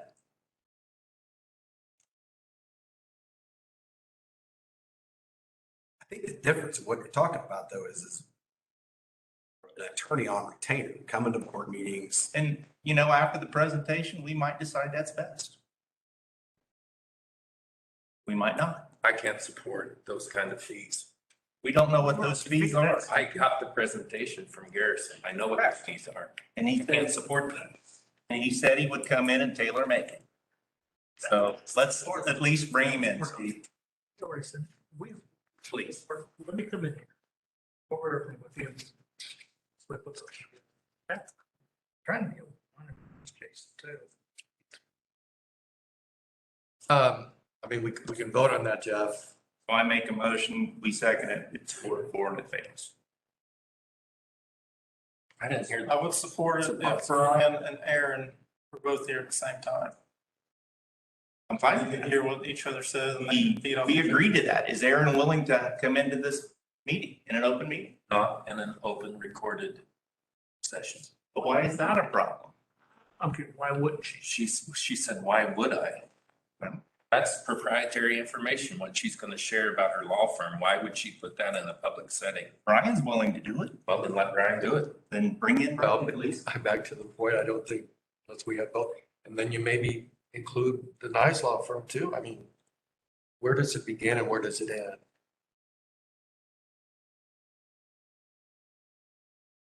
Are we looking for an exclusive an attorney? I mean, we're looking for one that is our, No, I am not looking for that. I just want to interview attorneys. And then as a board, we vote on who is representing Decatur County REMC. That hasn't been done in a long time. in what issue, Jeff? Whatever we decide after we have the presentations.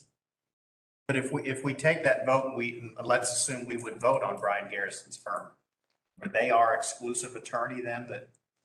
Let's talk about it after we've interviewed.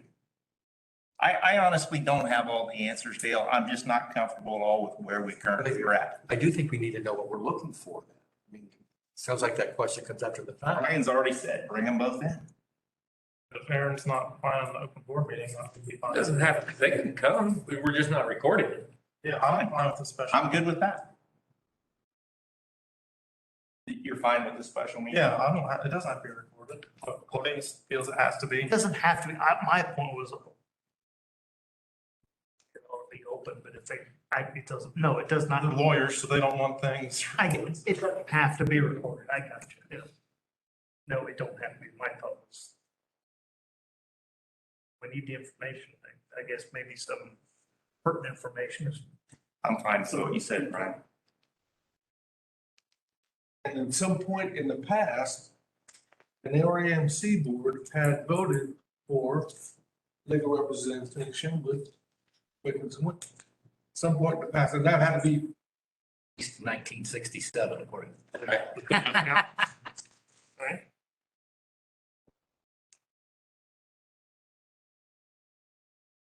Again, I'm not opposed to meeting with them, but what does that meeting look like?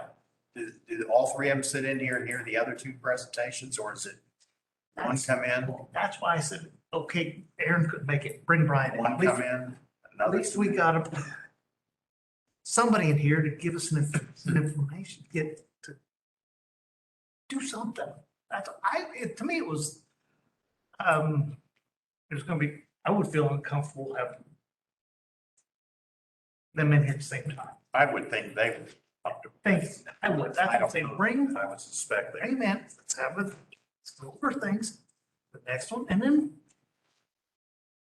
make sure that everything's. I guess my opinion would be more for the law firm, not the individual lawyer, because how long do we know? Say that again. Maybe more the law firm versus the individual lawyer. How do we know how long that individual person's going to be with that law firm? Just a point. Well, you're not gonna hire, like with all these lists, it's not an individual. True, but so much concentration's going on Aaron and Brian. Yes, I agree completely. How do we know Aaron and Brian are gonna be with, I'm just Individual. making a point, And we don't. That's good. you know? Brian specialized in a certain thing in his firm. They're not gonna just send you to Brian. They can send you to 3 different ones. Depends on what. I'm just making a comment. Yeah.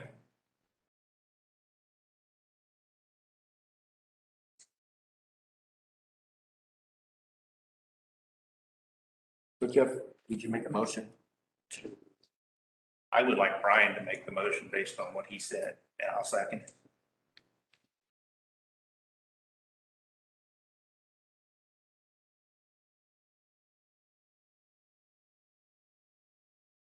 I didn't know what he said.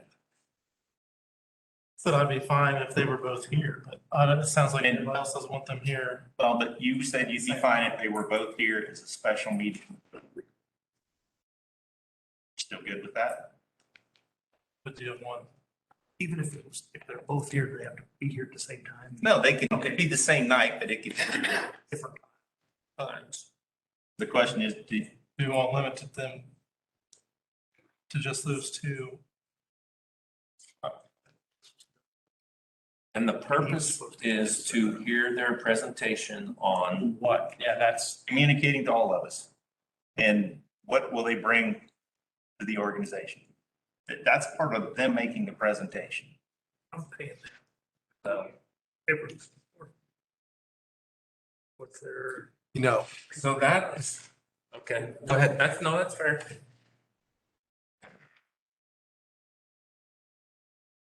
I think they're both gonna want some expectation of what they're gonna present.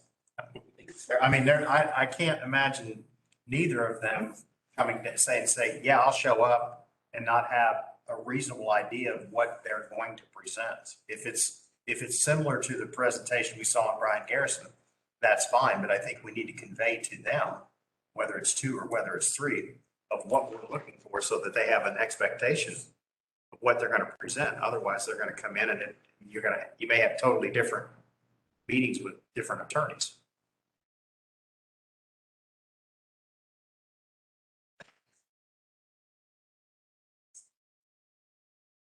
Their.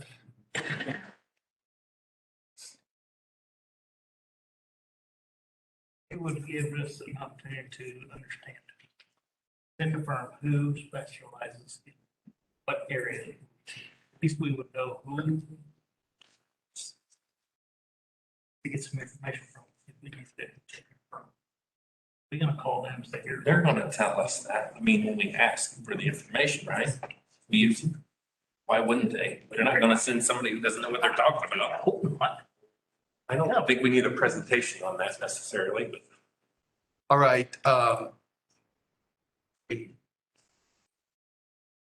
don't know that we're answering the questions that we've asked already. I asked that in one of the emails. What do we want presented earlier? I would also, I mean, it's up to the board on we'll go forward with this. I find it somewhat elusive that we don't do that with any other consultants. I mean, cost of service study, we can heard of the person, right? So, most of us, I think, already know the three individuals that we have in place, if it's based upon that perception. If it's all about cost, I think Jason made a very good point. We voted, but we want to allow a second chance. Is he going to bring his costs down? I mean, is that what the expectation is here? Do we know what we want from them? And I think that's the question that we need to ask. What is it that we want from them? I think Suzanne defined it very well and came up with a very good solution. That directors need to feel like they have access to an attorney if they have a question. That gets funneled through the chairperson and funneled back to that director, right? Tall director. And if you say, I would really prefer you ask Mr. Garrison's firm my question on X, Y, and Z, then that's what you do. I don't know why this is so complicated. We already have these folks at our disposal. The hesitation is communication being shared equally. Well, that's. Feeling confident, that's- not necessarily the law firm, but the chairman. I think that's stems in my opinion from that. I totally get that, but I don't think that's the same problem statement as we don't have legal representation.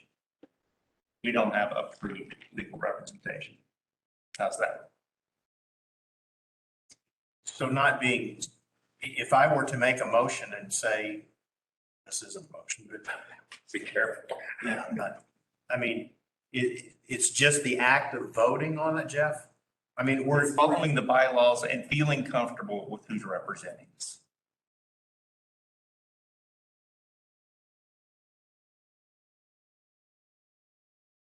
Didn't you make Par Ritchie your representative for the CEC committee? I did.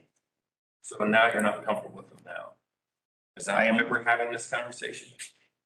That is my opinion, and I'm just one of eight.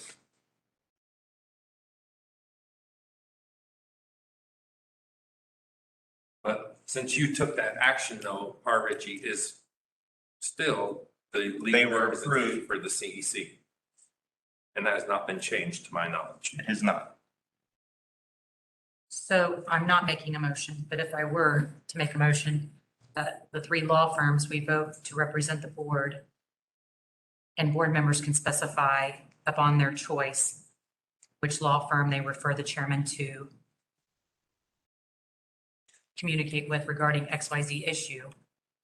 Does that bridge some of it? No, because I did that. I requested an attorney to be present, and he wasn't.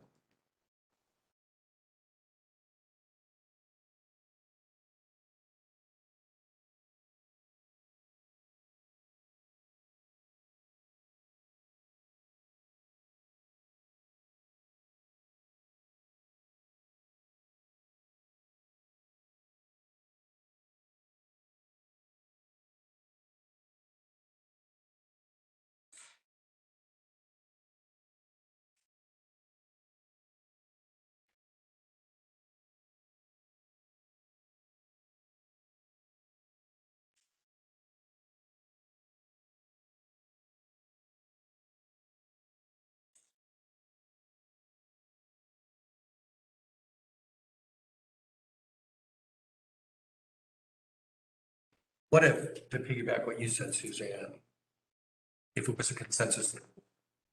I think the formalities, I think what we've seen we've almost got a vote every time when a director would recommend that there be a legal rep here or for that purpose. If we added to that, to your almost motion, that if we, because I think what you're saying is, as long as it was conveyed back from the chairman, as long as the board voted on it in advance. And I'm not opposing having them for a special meeting. I just fear it's going to be members' money and with a vote 4-4. That's my fear. realistically. I agree Yes. completely. I asked that. But if all three law firms are listed and we document that the board members have I don't want the word, obviously not attorney, the right to request which law firm is used for XYZ case or, I think that would help. But I think, my question was, though, is that per director or via the board? Oh, I don't know. I haven't thought past that. Oh. I don't know. That's what, I mean, I think up to that point, I think as a board, we had some concerns with one of the three firms representing the board. and I think the acknowledgement was that they're legal and it's not going to get in, there won't be anything getting in the way. I'm sorry, Steve, say it again. Them being a legal representation, that's not going to, there's specifics that aren't going to get in the way. They're going to act on our behalf. To your point, we had this discussion, you and I did, and that's why I think it's definitely has to be someone listed more than just them, right? That's where I'm at. And that's where, that's where the three comes off the table for me. Oh, I got you.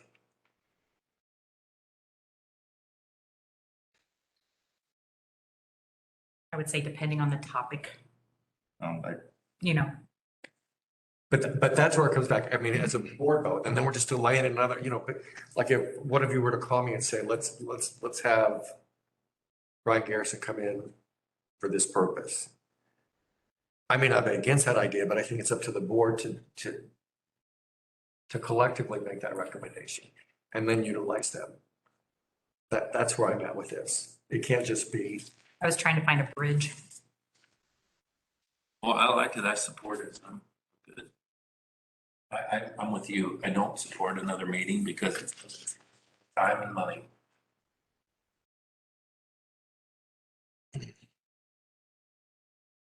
I haven't been here very long comparatively.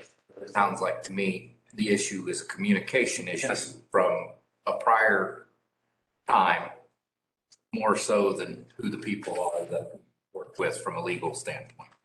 Am I wrong there? No, partially.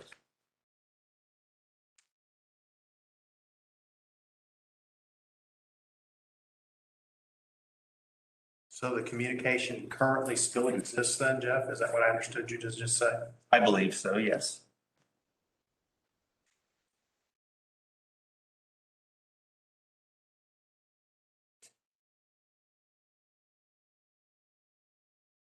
That's probably a bigger problem.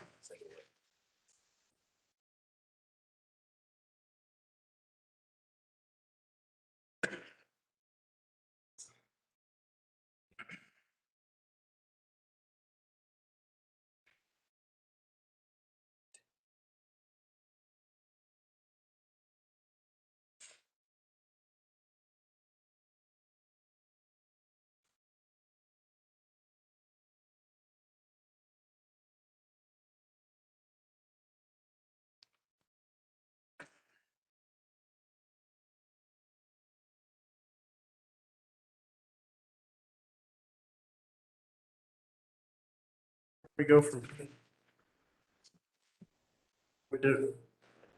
What do we do? Sounds like this for a while tonight, and this has been an ongoing issue. We don't seem to make any headway.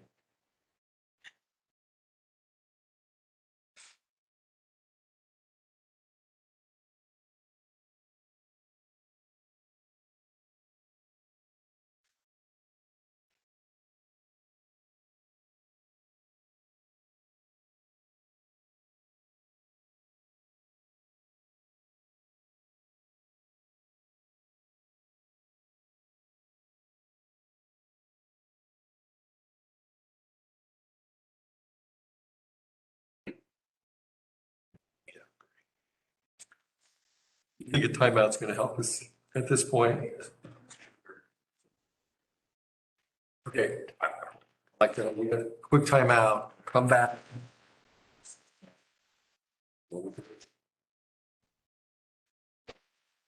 Five.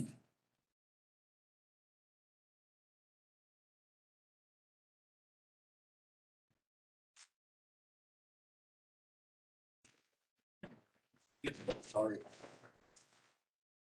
No.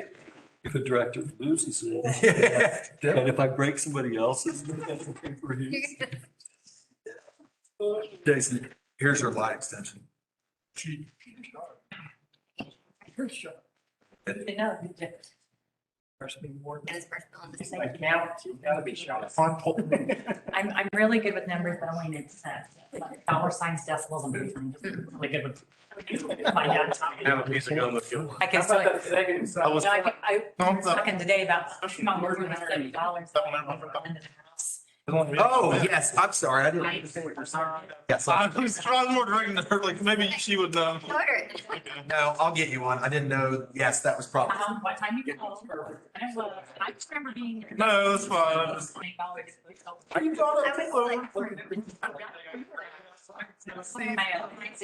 Well, I'm gonna tell you what, when they my age, it wasn't that long ago. right when my clients said, "Okay, you've never seen you stuff about things." The realities we can't fight each other. That's how bored Seemed we like were. it's that long ago. That's how bored we were. We fight over calling the market. I know, It's gonna be like. well, here on Tuesday, like, I have like, 663-123-40. Exactly right. Time and temperature. Oh, you bet. Yeah. You remember that? Time and temperature. I only know like I didn't stay, but I transferred. When I got there, I all left and it was by myself. That way he knew I was there. Because they were so having in trouble. anyone you were to. That's it. Trying to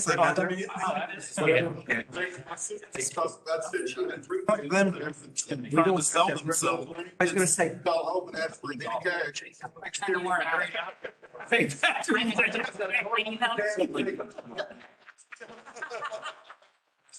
Dad went on.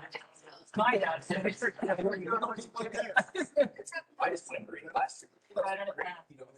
It's gonna do. Say that. That's really all I'm going to do is just green last year. I wasn't there, so obviously I don't know. You don't really need. Yeah, I was one of them. Because That's what I think it's. Ask me a ton of questions. And I'm not disappointed with you. You gotta get elected. It's very saving. Our legal representation. Do this. Members. But I'm. I am a member. And then we can an executive session. And then they'll even. Tell them about lawyers. Last one. It might be a good couple. 5 minutes. Back there, Crystal? Yes. Let's get it back into it. I know.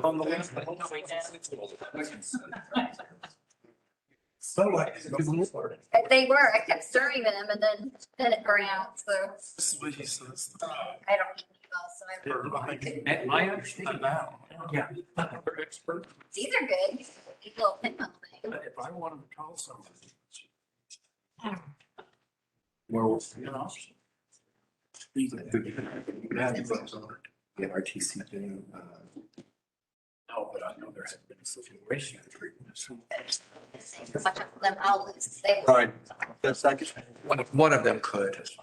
It might be a secret.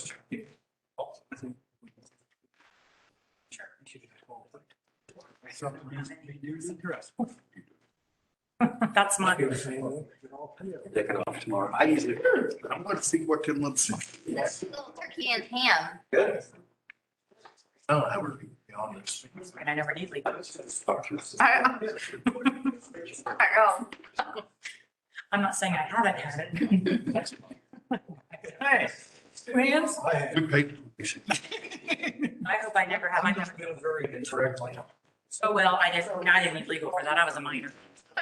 I wasn't bad. I just didn't run fast enough. Right? So I told people when I ran 3 years ago, I ran for RMC, the only thing I ran for was the law on the eighth.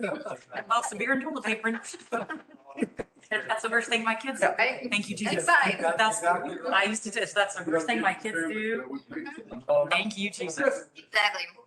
Or your kids. They need to be, really, I mean, questions are gonna pull over, that isn't, because I know. Asking individual, are you privy to policy raise? I was gonna ask about. Anyway. Y'all pay those tractors. I don't know. You have them. Oh, I just wondered if tractors got something up. I didn't want you to take that and divide it by 10 and think that's what we pay per polo. No, I just want Average rate. Greater than cents and some fashion. Including. That's my, on a per kilometer, I know what we're looking. I mean, that's all. So I'm saying. Might be an idea. I'm saying as an average of service, they may, that might have a little more. Issues. They may have a. Sit here and just look casually. This is what he. I mean, we're so much cheaper in kilowatt hour, but You know what's happening. Man charge, with the man charge, are we going This is how you should communicate. And charge? well, I'm gonna tell you this from my account, my own account. I don't watch video with you. I know you are. And I know I am. You guys are on the wrong end of that It is spectrum. still cheaper. Those are good. Those are very good. Yeah. Where do they come from? Well, Dabs. I'm gonna tell you, Bill. Well, it's Dab. For your sellers.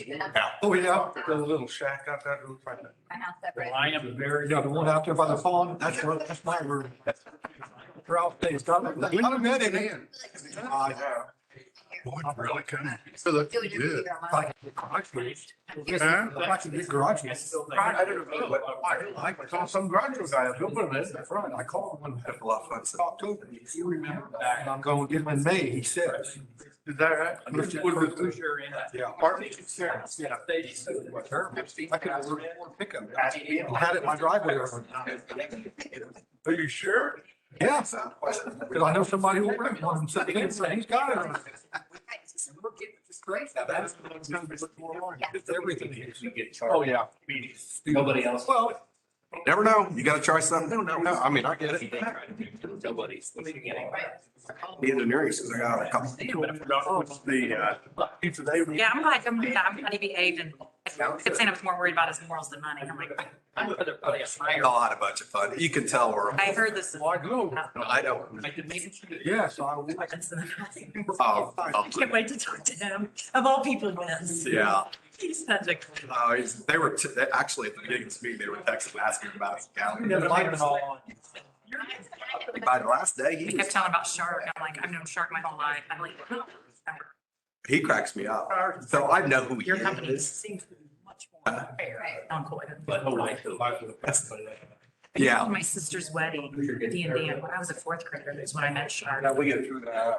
I need expert help with a group of guys. He was saying they were attend to it.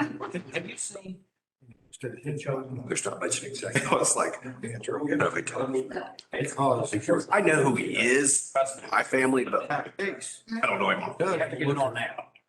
He was And cracking he me didn't up. carry his around. That's a foul. No, there is no We did, filter. no, but we did go on a houseboat trip with him. I was a little nervous when the kids were younger. I was nervous. He went on a lot of fishing trips. That's kind of like, okay, just then, but you know, he was all around all of us. He was nervous, but he was with Paula. Man. She, You know, I don't know. I grew up with her. So I've known him. Good deal. Meetings in the mines, I guess. It was good. Even if we're not burning on But that. I thought that, Keep up the good work. Power is down. Keep up the good work. but it's definitely. Significant. I think, I'd be curious. If they needed it. I don't need. Those wraps are good.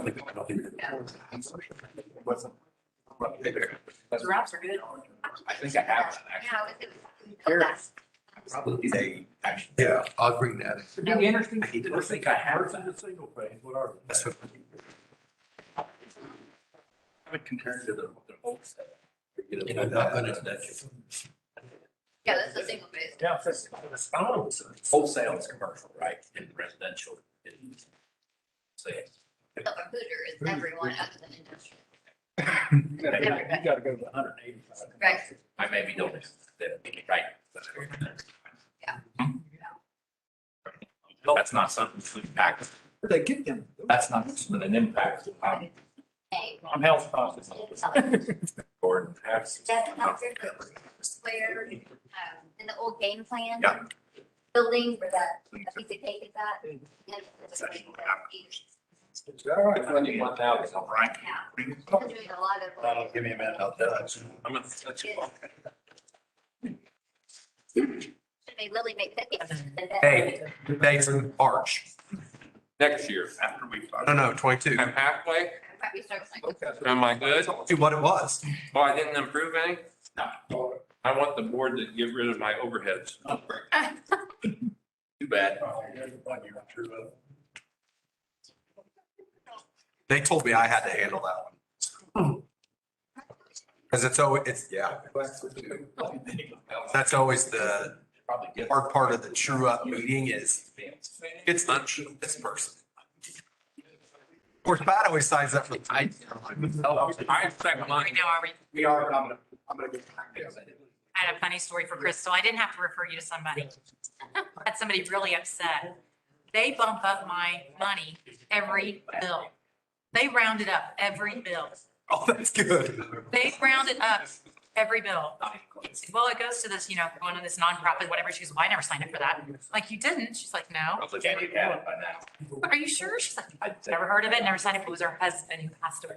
Oh. And I was about ready to say, just call Crystal. Oh. I'm like, oh, I can take care of this one. Right. I don't need Crystal for this. He was not happy. Yeah, well, he keeps asking me about the guy who was elected. And then he happened to call in the other day when he was in my office and he just leaves. She's good though. I'm not. Percentage of members that do not round. Is it very small? I'll say the idea that. I forget when we ran We that. looked it up. like- It was almost 80%. Yeah, that's a lot. But they do a good job when they sign up as a membership. That's how you do it. They sort of push it. Yes, this is. But I'll. I was all ready to write your number on the back of my card. I'm like, I can take care of that one. All right, let's resume. We have to go for a break, maybe came up with a couple ideas. I know we have a couple here. My idea was to have legal representation from R. Ritchie come to a board meeting one, like next month or whatever they're available, and then from Brian Garrison's what's. I don't even know. Is it? Oh, Brian Garrison's law firm, Representative Brian Garrison's come to That's on the letterhead. another meeting, whoever's available. And let them, we'll pay them for coming to the meeting. Yeah, They will observe us. We can go into executive session, but I want the same questions asked to both of them. So I need the questions before the next meeting. Now,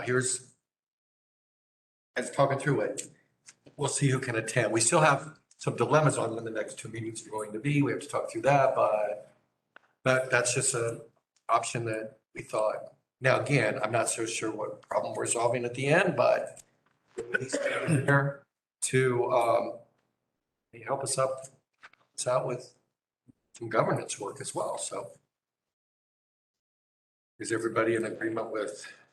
So is that your motion? does it need to be a motion or we just? Yeah, we're gonna formalize it here in a moment. Oh, okay. Let's just talk through it. I mean, were there any other ideas that were thought about during the? Yeah.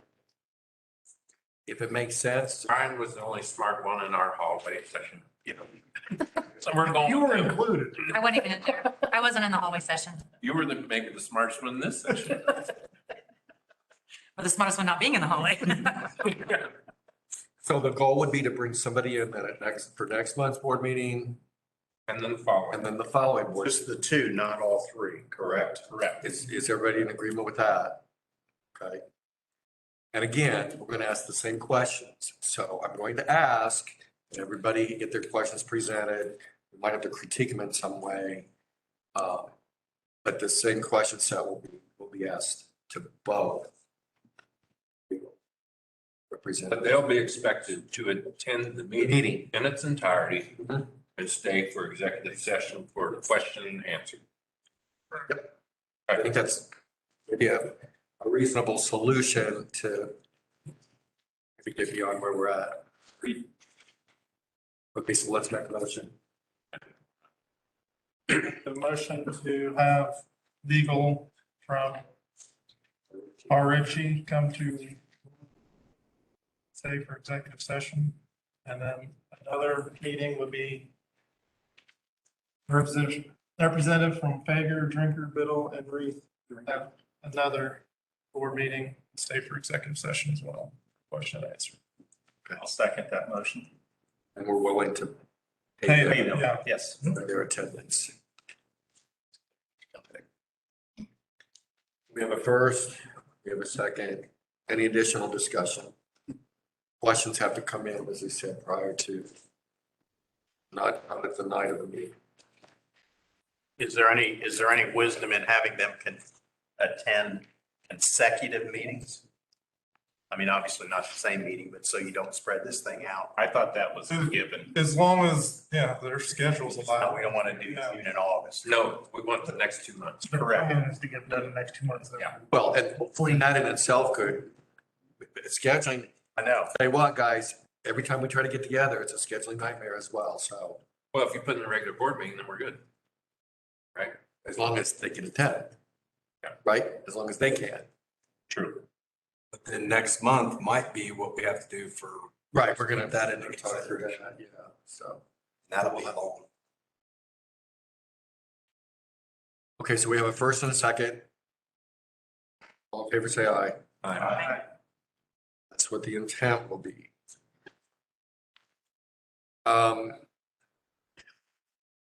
Anything else on the legal representation as it stands right now?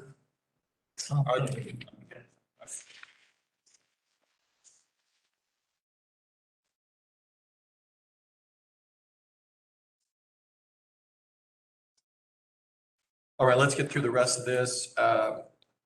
Affiliated organizations. Brian, nothing, right? Do you have any additional, Jason, comments about Hoosier? Oh, sure. Yeah, we had a finance and audit committee meeting. Okay, we gotta hear about that. St. Patrick's Day. And I can't, it has to go before the full board next week, Monday. But we have proposed some actions to the full board to help mitigate some of the tracker increase that we're going to be experiencing here shortly. So I hope that those are approved. If they are, I'll be sure and tell you all that that will be really, really good news for our members if the board approves that on Monday. That was the recommendation of the Finance and Audit Committee. And honestly, that took most of our meeting. So more to come on that. But, and so that meeting will be Monday. Okay. That it? That's it. Okay. Nothing from IEC, we do have a board meeting Monday. Director of Training Conference report out. Jason, I think you went to a conference. I did, and I know it's late. I'm gonna just highlight a few things here, a few takeaways for me. So the main speaker was Robert Grice, who, for those of you that were at the IEC meeting, was the same guy. And his theme is just what we heard Donna talk about tonight, and grid stability and reliability and this decarbonization and getting rid of the fossil generation and concerns over that and the transition. The main story is the same thing Donna said, it's too quick. We have to have something reliable to back it up. But the conference overall was about broadband, the infrastructure bill, grid security, cyber attacks, and then transitioning baseload generation to renewables. On the second day, I represented you all at the voting. And those things are kind of, I don't know, it's kind of, when they submit the resolutions, they kind of have an idea that they're probably gonna go through and everything. So it's kind of, it's more of a formality sometimes. It was not that way this time. It took a very long time. There was a lot of debate.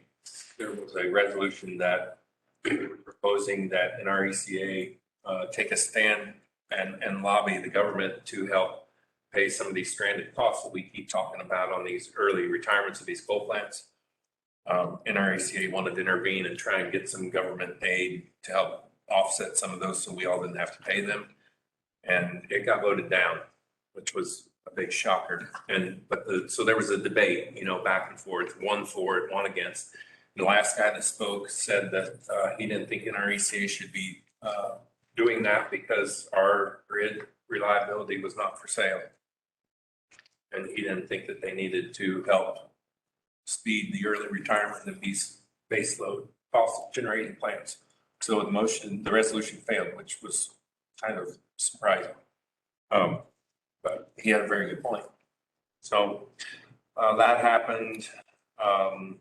In the small group discussions, there was a lot of talk about rooftop solar and compensating those folks. Of course, we're going to address that in cost of service study.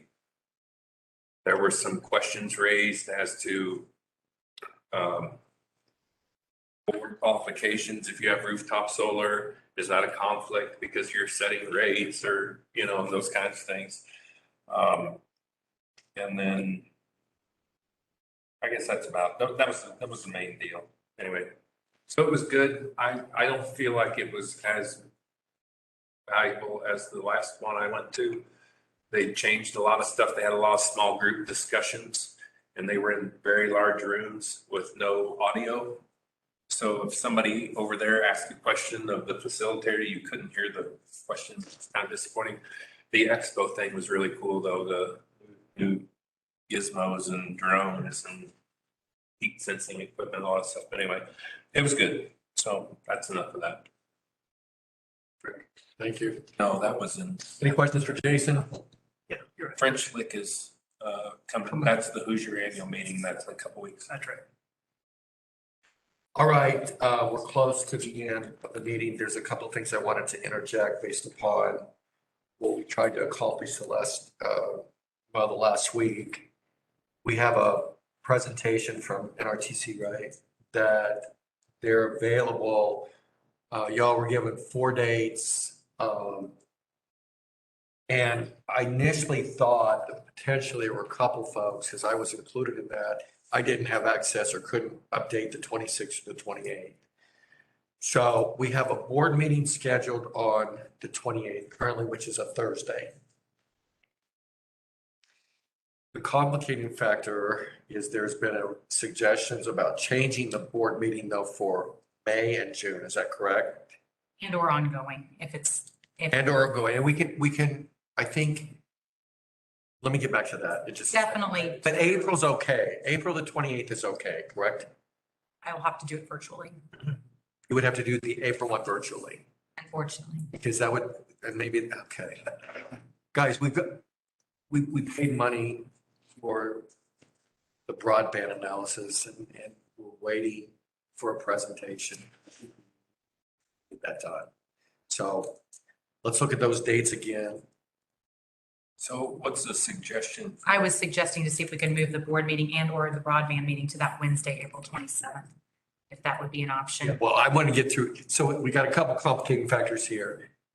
The timing of the presentation is one thing, so that still has to meet their schedule. And then I thought we'd go out in May and June and look at those dates and plus we change them. But let's get through the NRTC. I don't think, does anybody remember, was the date prior to the board meeting on there? Yes, Yes. Tuesday, the 26th is 26th. on there, but it wasn't on the first time I got the doodle. And my doodle had so many pop-ups, I couldn't hardly get, Well, and that's why I didn't get it either. And I don't know if you did or. It's it was just the 12th and 13th. And then when I went back down and looked again, because I thought, wait a minute, was that May? And then it popped up just the other day, the 26th. And the 27th was not an option though. I had a similar issue. But you said you could attend virtually if needed. On the 28th. So you would have NRTC and a law firm. Well, so that's where I gotta believe that the presentation from NRTC would need to be included. There was one scheduled. They could come in at 4:00 that afternoon and be done by the time we would normally start the meeting, 6:30. So it'd be a longer meeting for us from that perspective, but most everybody was available, if I'm not mistaken. On the 28th. How do you feel about being virtual for the NRTC?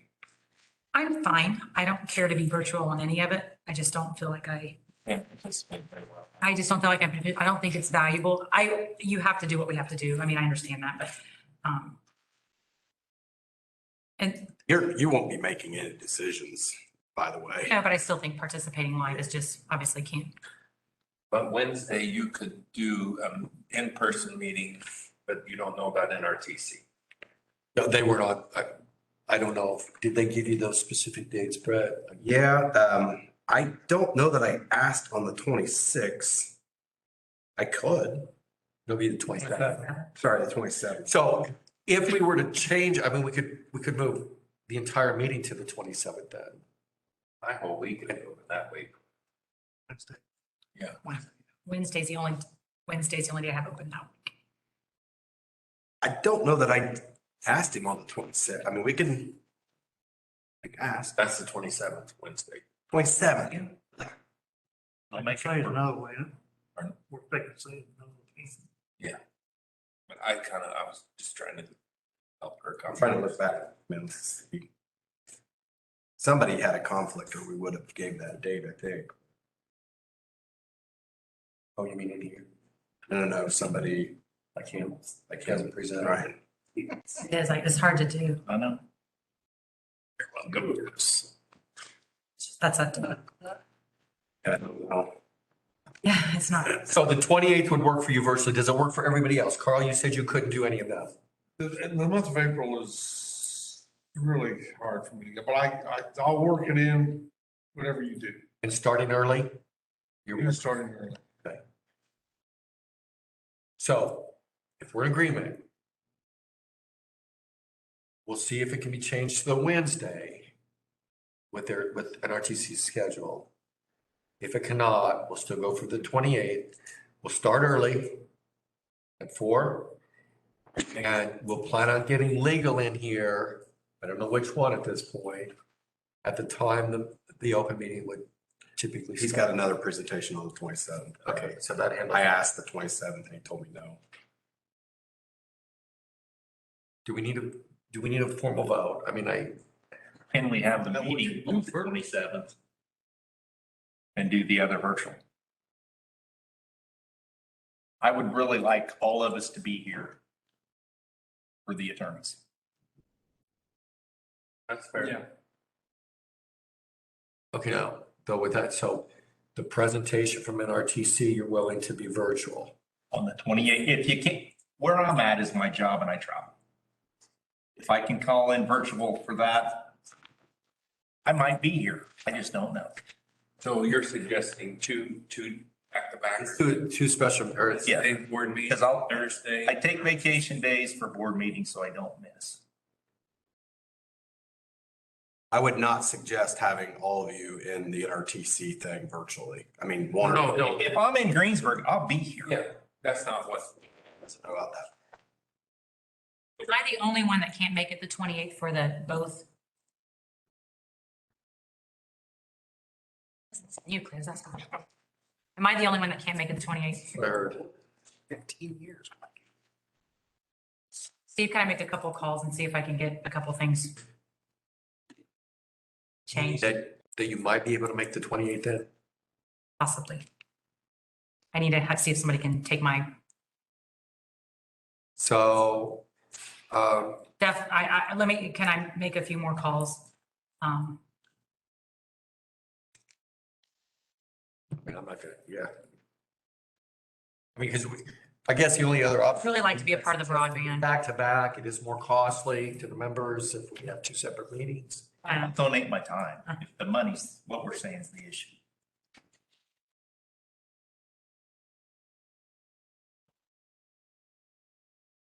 Is it the same amount of Can it be time? decided on Monday?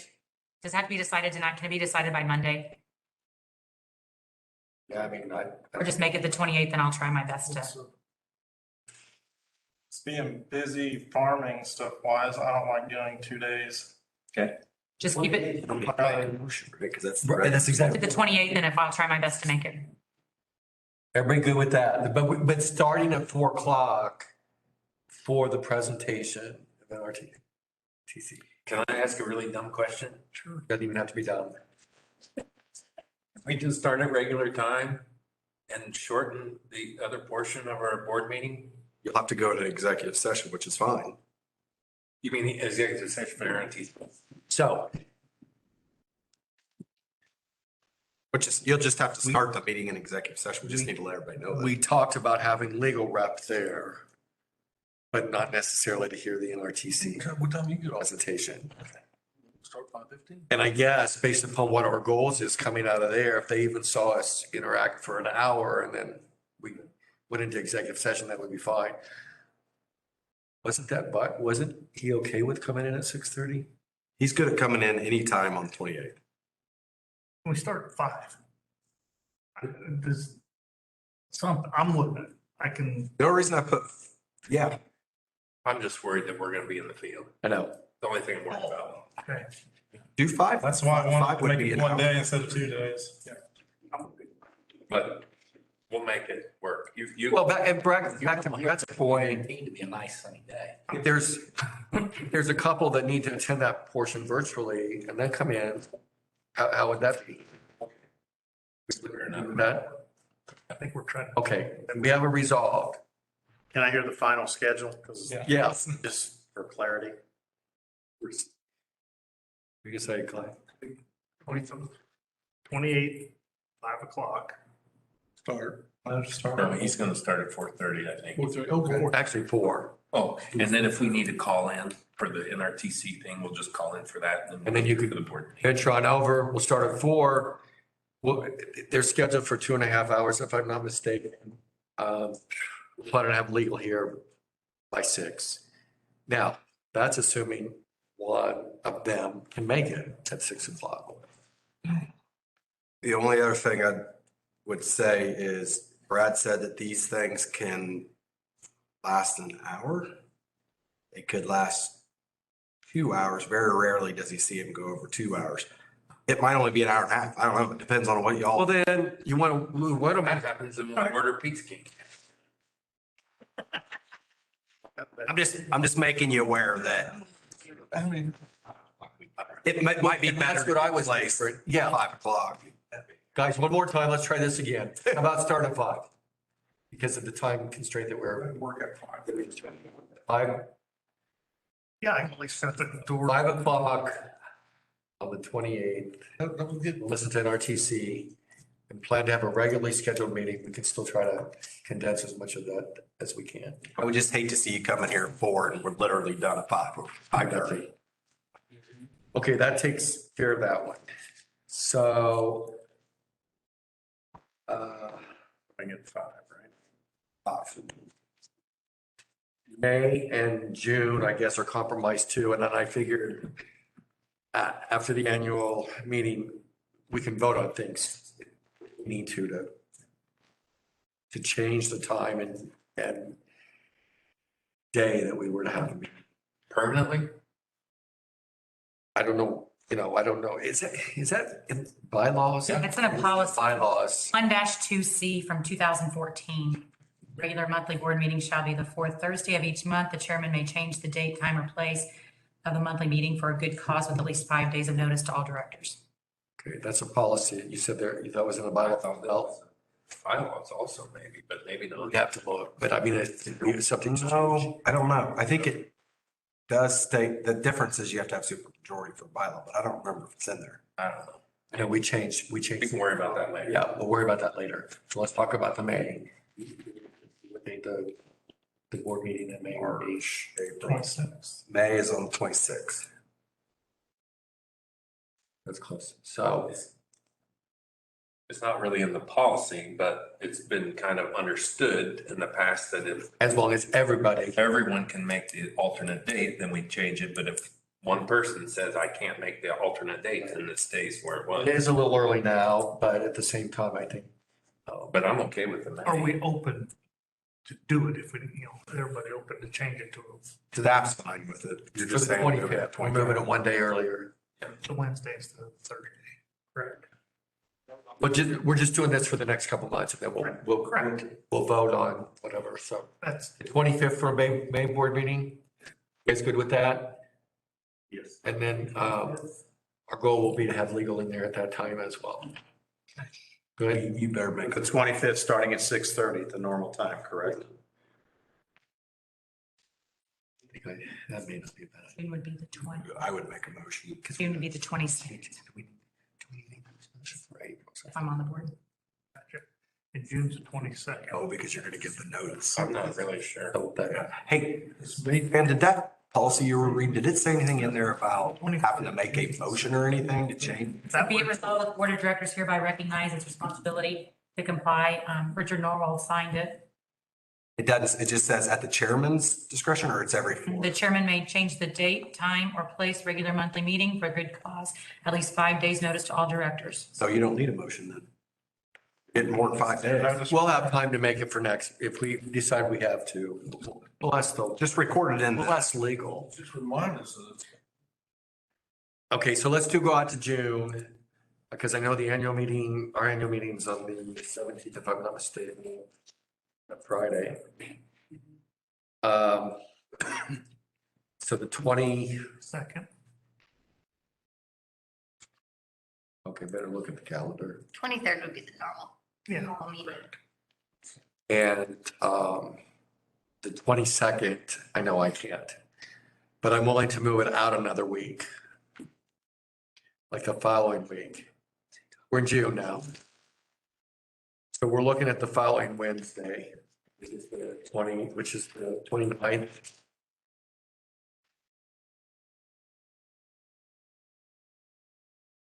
That may not work for me.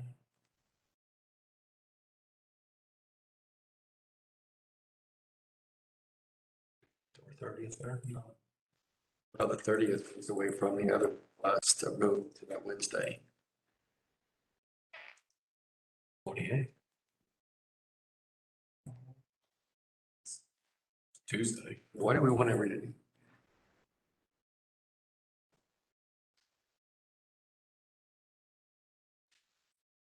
Does 28th work?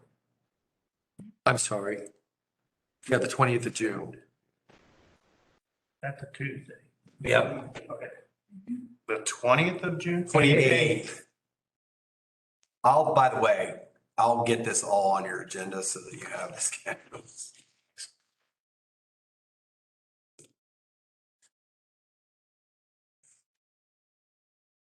Changing calendar.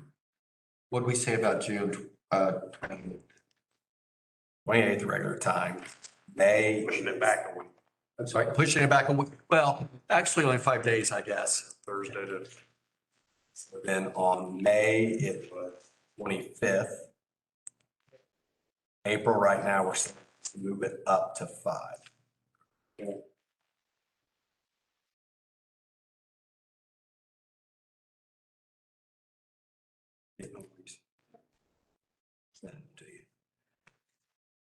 All right, and then past that, July, you're gonna wait. That's correct.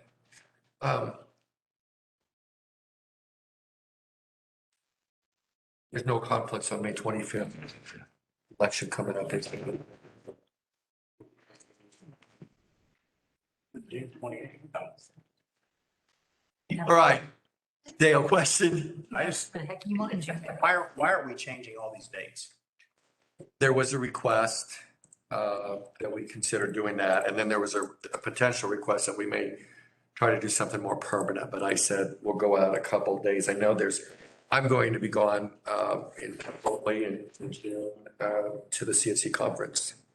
And I know that's going to impact me for doing it that Wednesday with the change anyway. So there's 2 dates that are actually changed, Dale. The one for the 28th of April Just earlier, is just an hour and a half. 5 o'clock, right?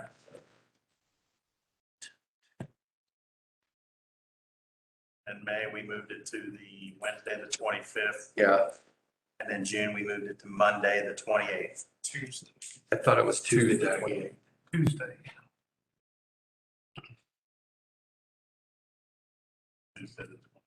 We don't need to do board meetings on Fridays or Mondays.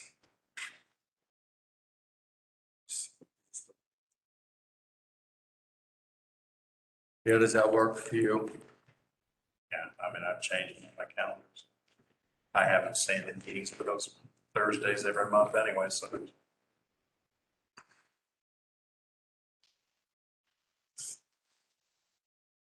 All right, was there anything else before we go into executive session?